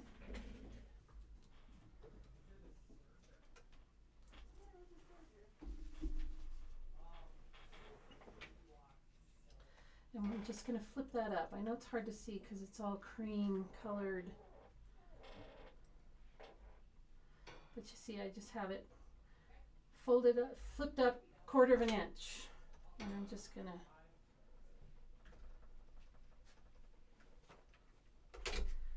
iron that like that. Now, let me get the steam-a-seam.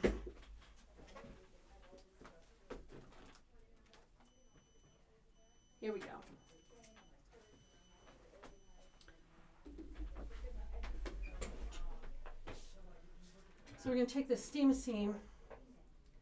We don't want to go past where we stopped here. So I'm just going to put it, let's see, where did I stop? Right there. I'm going to put it on here and not go past right there and rip it off. Okay, so it's on there. I know it's hard to see, but it is. It's on there. And now I can iron that just quickly, just to get it stuck on there. Because when we turn it, that paper is probably going to fall off, but that's okay. Okay, so now we'll go back over here and we'll turn it.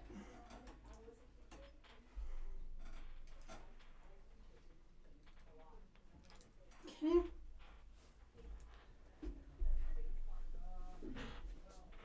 So that paper's on there. And now we're going to turn it. I just get my hand in there.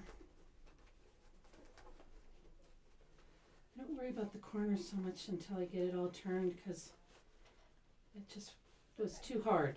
It's just getting him past the technology and the fear of not the technology itself, the fear of the technology.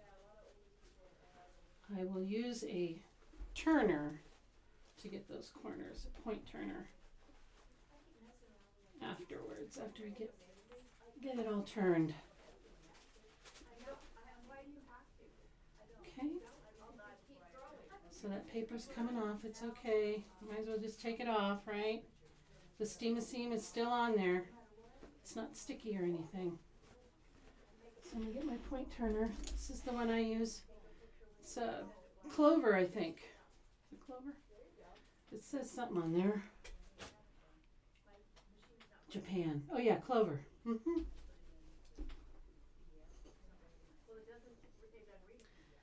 And get out the corners.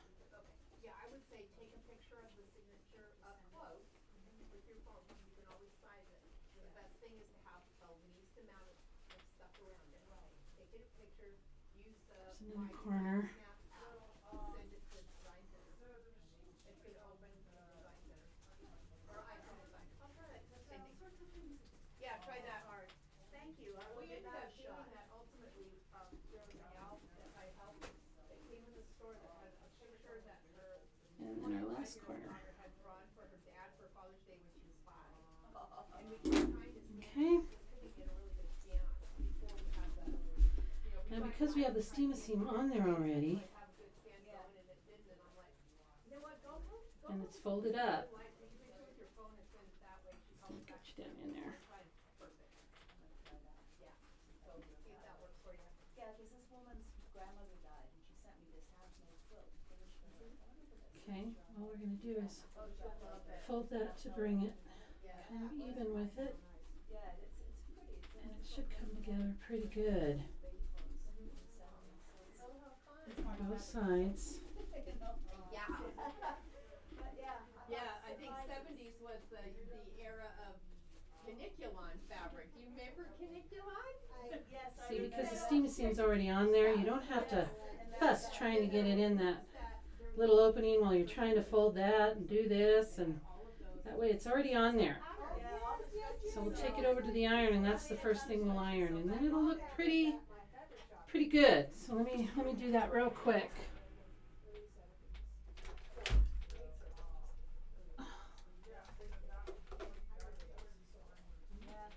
Quite something, those fabrics, and they were hideous colors. Yes, they were. All right, thank you. Thank you.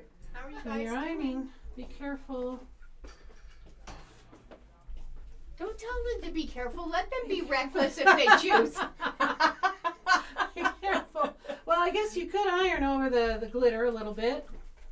It's kind of meant for that, I guess. It's pretty tough. But I think that's it, ladies. Look at that. It's so pretty. Yeah. Now we're ready to do the buttonholes. Yay. Yeah. They didn't put the buttonholes in the It's got to be an embroidery design, right? No? It is in an embroidery design, Oh. but you got to do it after you turn it and everything. Yeah. All right. I'm like, if Seal they're going it to up. make you do buttonholes. But oh see how my nice and neat God. that is? Because Yeah, we put the Beautiful. steam machine Steam. on before we turned it. So that's just a little trick that, it really helps to make that look pretty seamless. Beauty-muss. Isn't that nice? Yeah. It really, really Are you makes a done with difference. these now? Are these all of them? No, that's not the biggest one. Oh, okay. The 16-inch now they have. So bring them in when you have all of them, and we'll Yes. figure out a bag size. Woohoo! Yay! I got her on board, ladies! Oh, I'm always on board for a bag. Yay! This is so cute. I love these. Aren't they great? Well, I love these. Oh, the pools, The yeah. little poles, I yeah. know, aren't they cute? And you can use it to lock it. So you put both Oh, of them in there. Cool. Yeah. So cute. I think I have some of those zippy bags. I haven't done them yet. Oh, you gotta do I 'em. need to. I did it all on the serger. If you look inside, it's all done. Did you? Yeah. I have a serger. I hardly ever use it. Isn't that terrible? I used to use it a lot when I made clothes, Yeah. but I haven't used it so much for bag making. I like it though. It looks Yeah. pretty. Yeah. I love how Looks Jeannie does zippers with But them. you don't have to have a zipper, or you don't have to have a serger to do the zippy bag. So Oh no, I don't. Yeah. I have no zipper fear. I do not possess fear of zippers. to do the zippy bags, you don't need a serger. I think we're gonna do it both ways. When we do the zippy bags, we'll do one regular sewing and one on the serger. Okay, so now we're gonna do the buttonholes, and how we do that is we have our 5x7, and I've already hooped the sticky back tearaway. Sticky back tearaway is what we need for this. And so I put that in the hoop. Now I'm going to score it so I can get this stuff off of here. And I'm just going to do an X. I'm going to do it lightly. You don't have to do it very heavy. It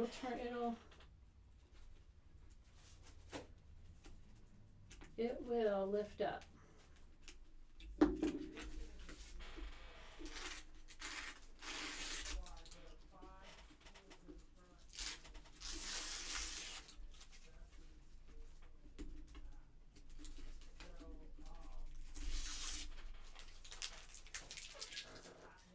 Then we're revealing the sticky part.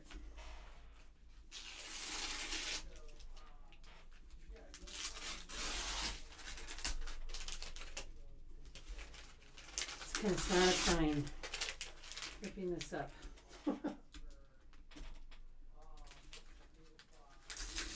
Okay. Oops, sorry. Didn't mean to bump you there. Now we're gonna go back to embroidery on the machine. I'll do that real quick.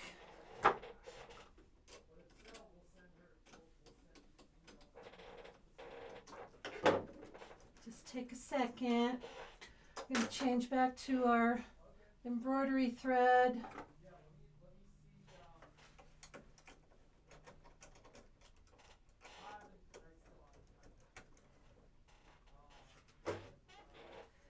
Embroidery thread and our bobbin.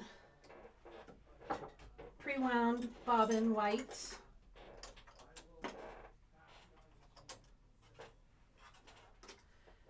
And I'm going to use the same color that I quilted in, which is kind of just the beige.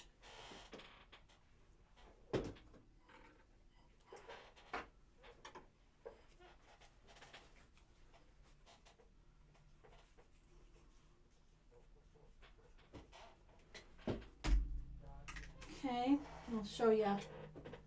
This color is the color we used for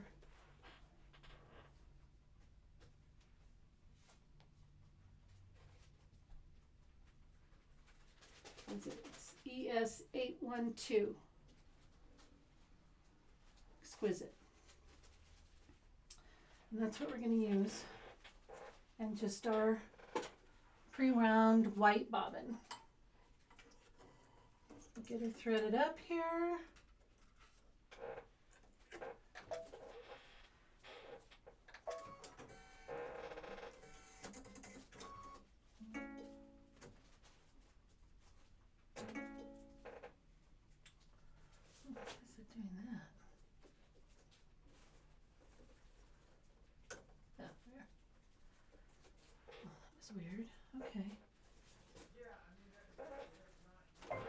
Okay, we're all set up for embroidery.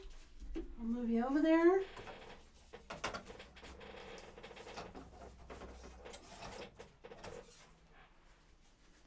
Here we go.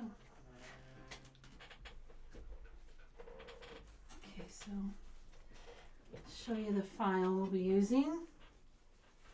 Oh, let me put this back in here. Okay. All right.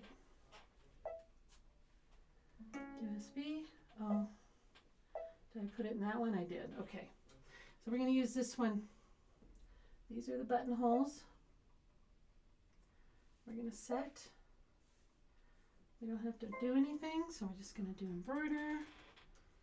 And it's going to do a quick little stitch. It's just a placement where to put our corner of our panel.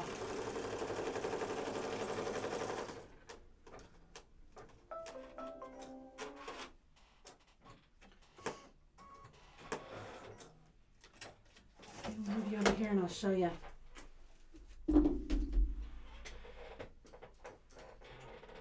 Here we go. All right, let's see if I can't get that to show up any better.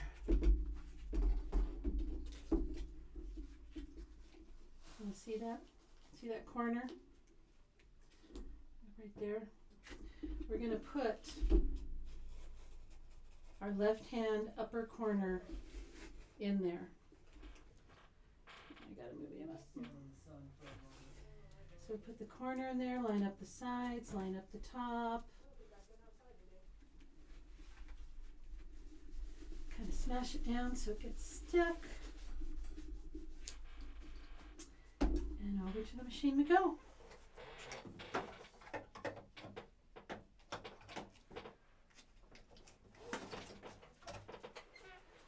Move you over.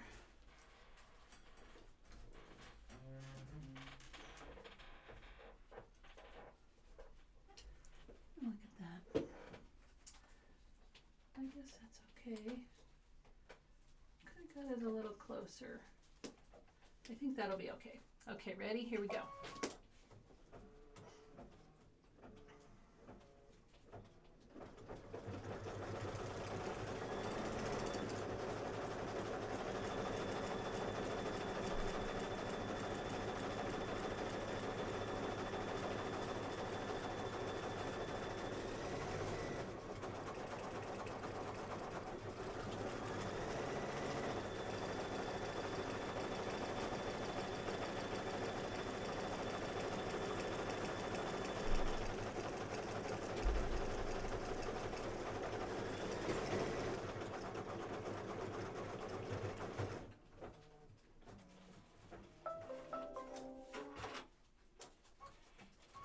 Okay.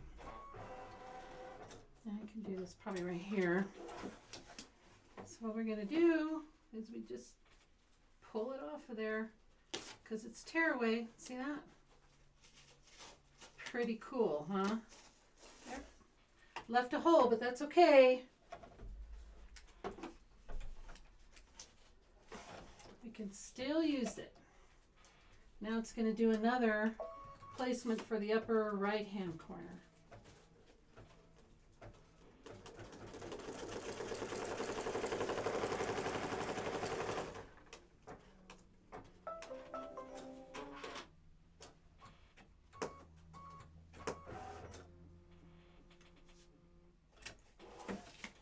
Okay, I should be able to do it.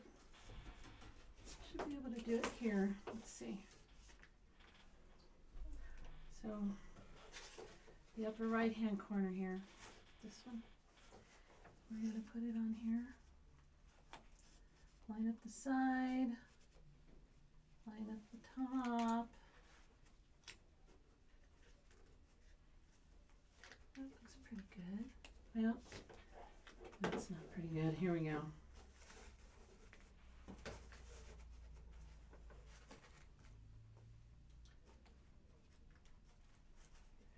There's that. Put it up here and we'll just smash it down. That looks pretty good. Yeah. Okay.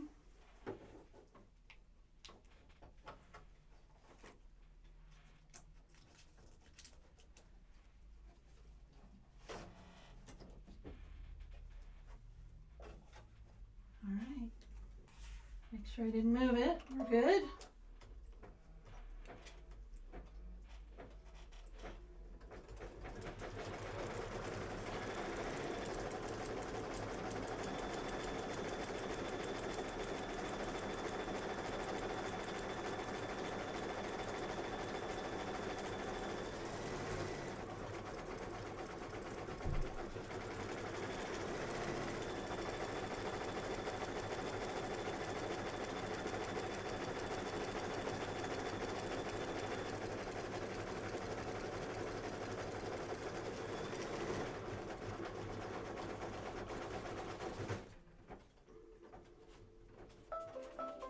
Okay.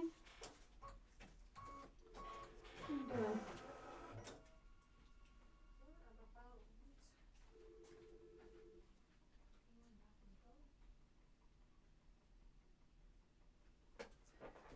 She's on board for the,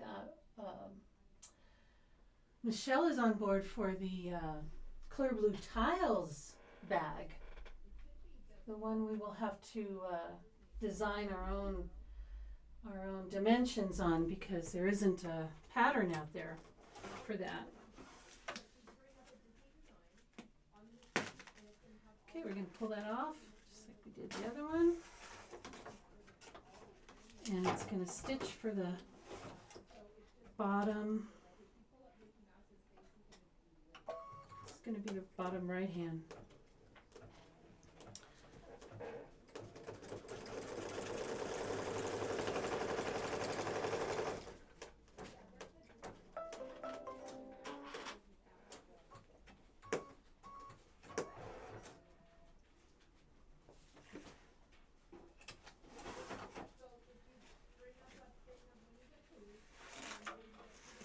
Okay, gonna line up this corner here, there,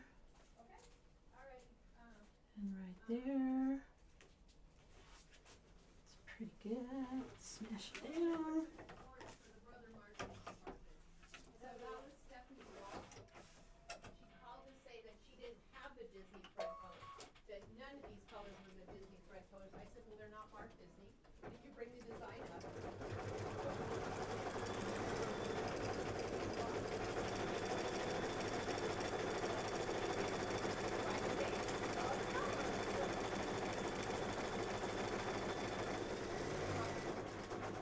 Today, it wasn't me.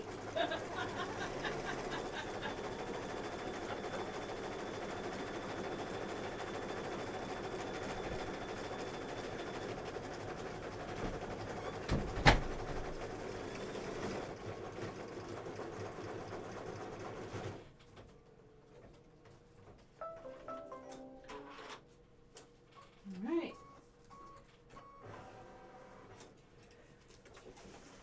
One more time. Pull that one off.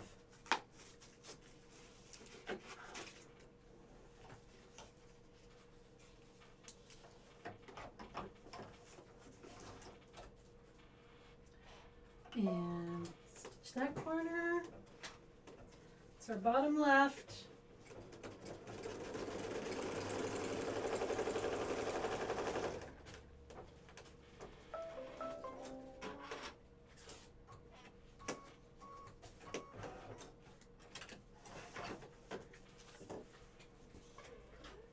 Okay.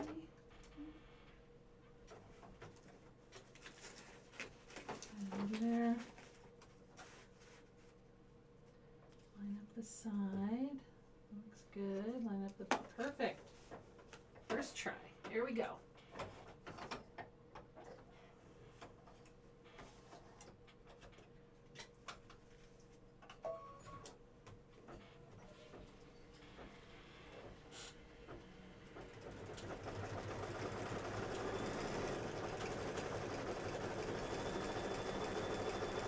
Yeah, that bag would be cool. Well, there's so many of them now, and I just want a place where I can keep them all in the same place, the clear blue tiles.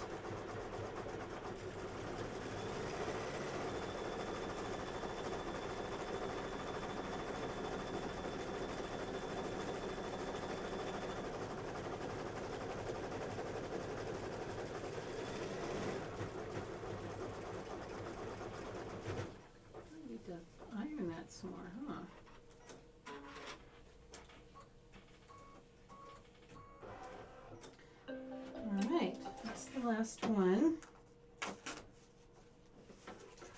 I'm gonna go back over here. And I'm gonna iron that again. Bring you over. There we go.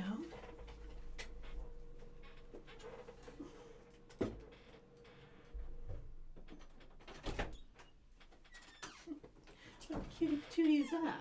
Huh? That little girl, she's cute. That's Violet. Oh, is it? Yeah, that's Patrick and Jeannie. That's Violet and Kai. Oh my gosh. That's Violet a long time ago. Wow. A little picture of them. Yeah, it's a little Violet. Yeah.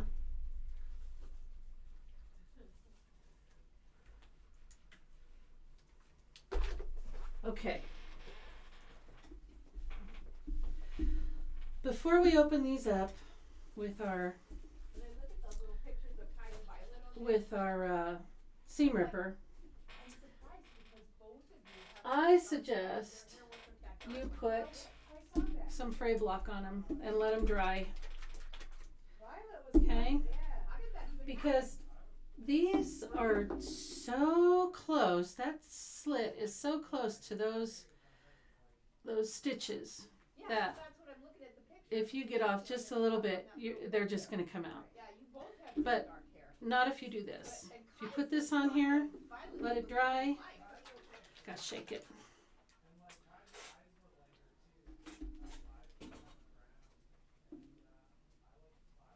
Just kind of get it, just saturate it a little bit. And just let that dry. And then come in with your seam ripper or whatever you use. She looks more like you. She You looks won't rip out those, because I've done that. I didn't use the fray check and those stitches came up. It doesn't ruin your project or anything, but it's just kind of a little unsightly. But I don't think anybody's going to notice that. There. That'll dry, clear, you won't see anything. You know, I did it on this one, so can't tell. Okay. So give that, half an hour or so to dry, and then you are good to open those up and put it on your pillow and put it in your living room for all to see, because they're so cute. I love the 4th of July. It's probably one of my favorite holidays. Love it, love it.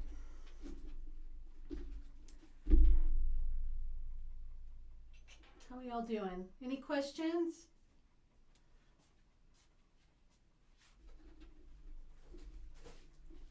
We're all done. We are all done. We got it done. Isn't it fabulous? I love it.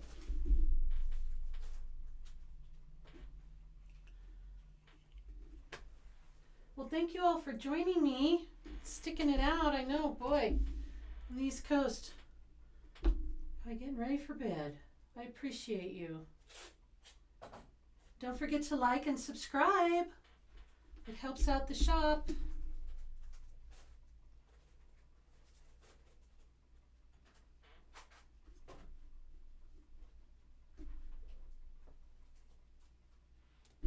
You're welcome. Thank you. Thank you all for coming. I really, really appreciate it. You all have a wonderful evening, the rest of your day. And we'll see you next time. We'll be doing the Halloween. The Halloween. So cute. The Halloween one is so cute. Can't wait to do that. All right, you guys take care. And we'll see you next time.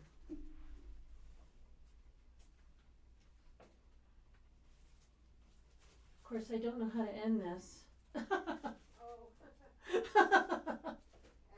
Maybe we'll just hang out.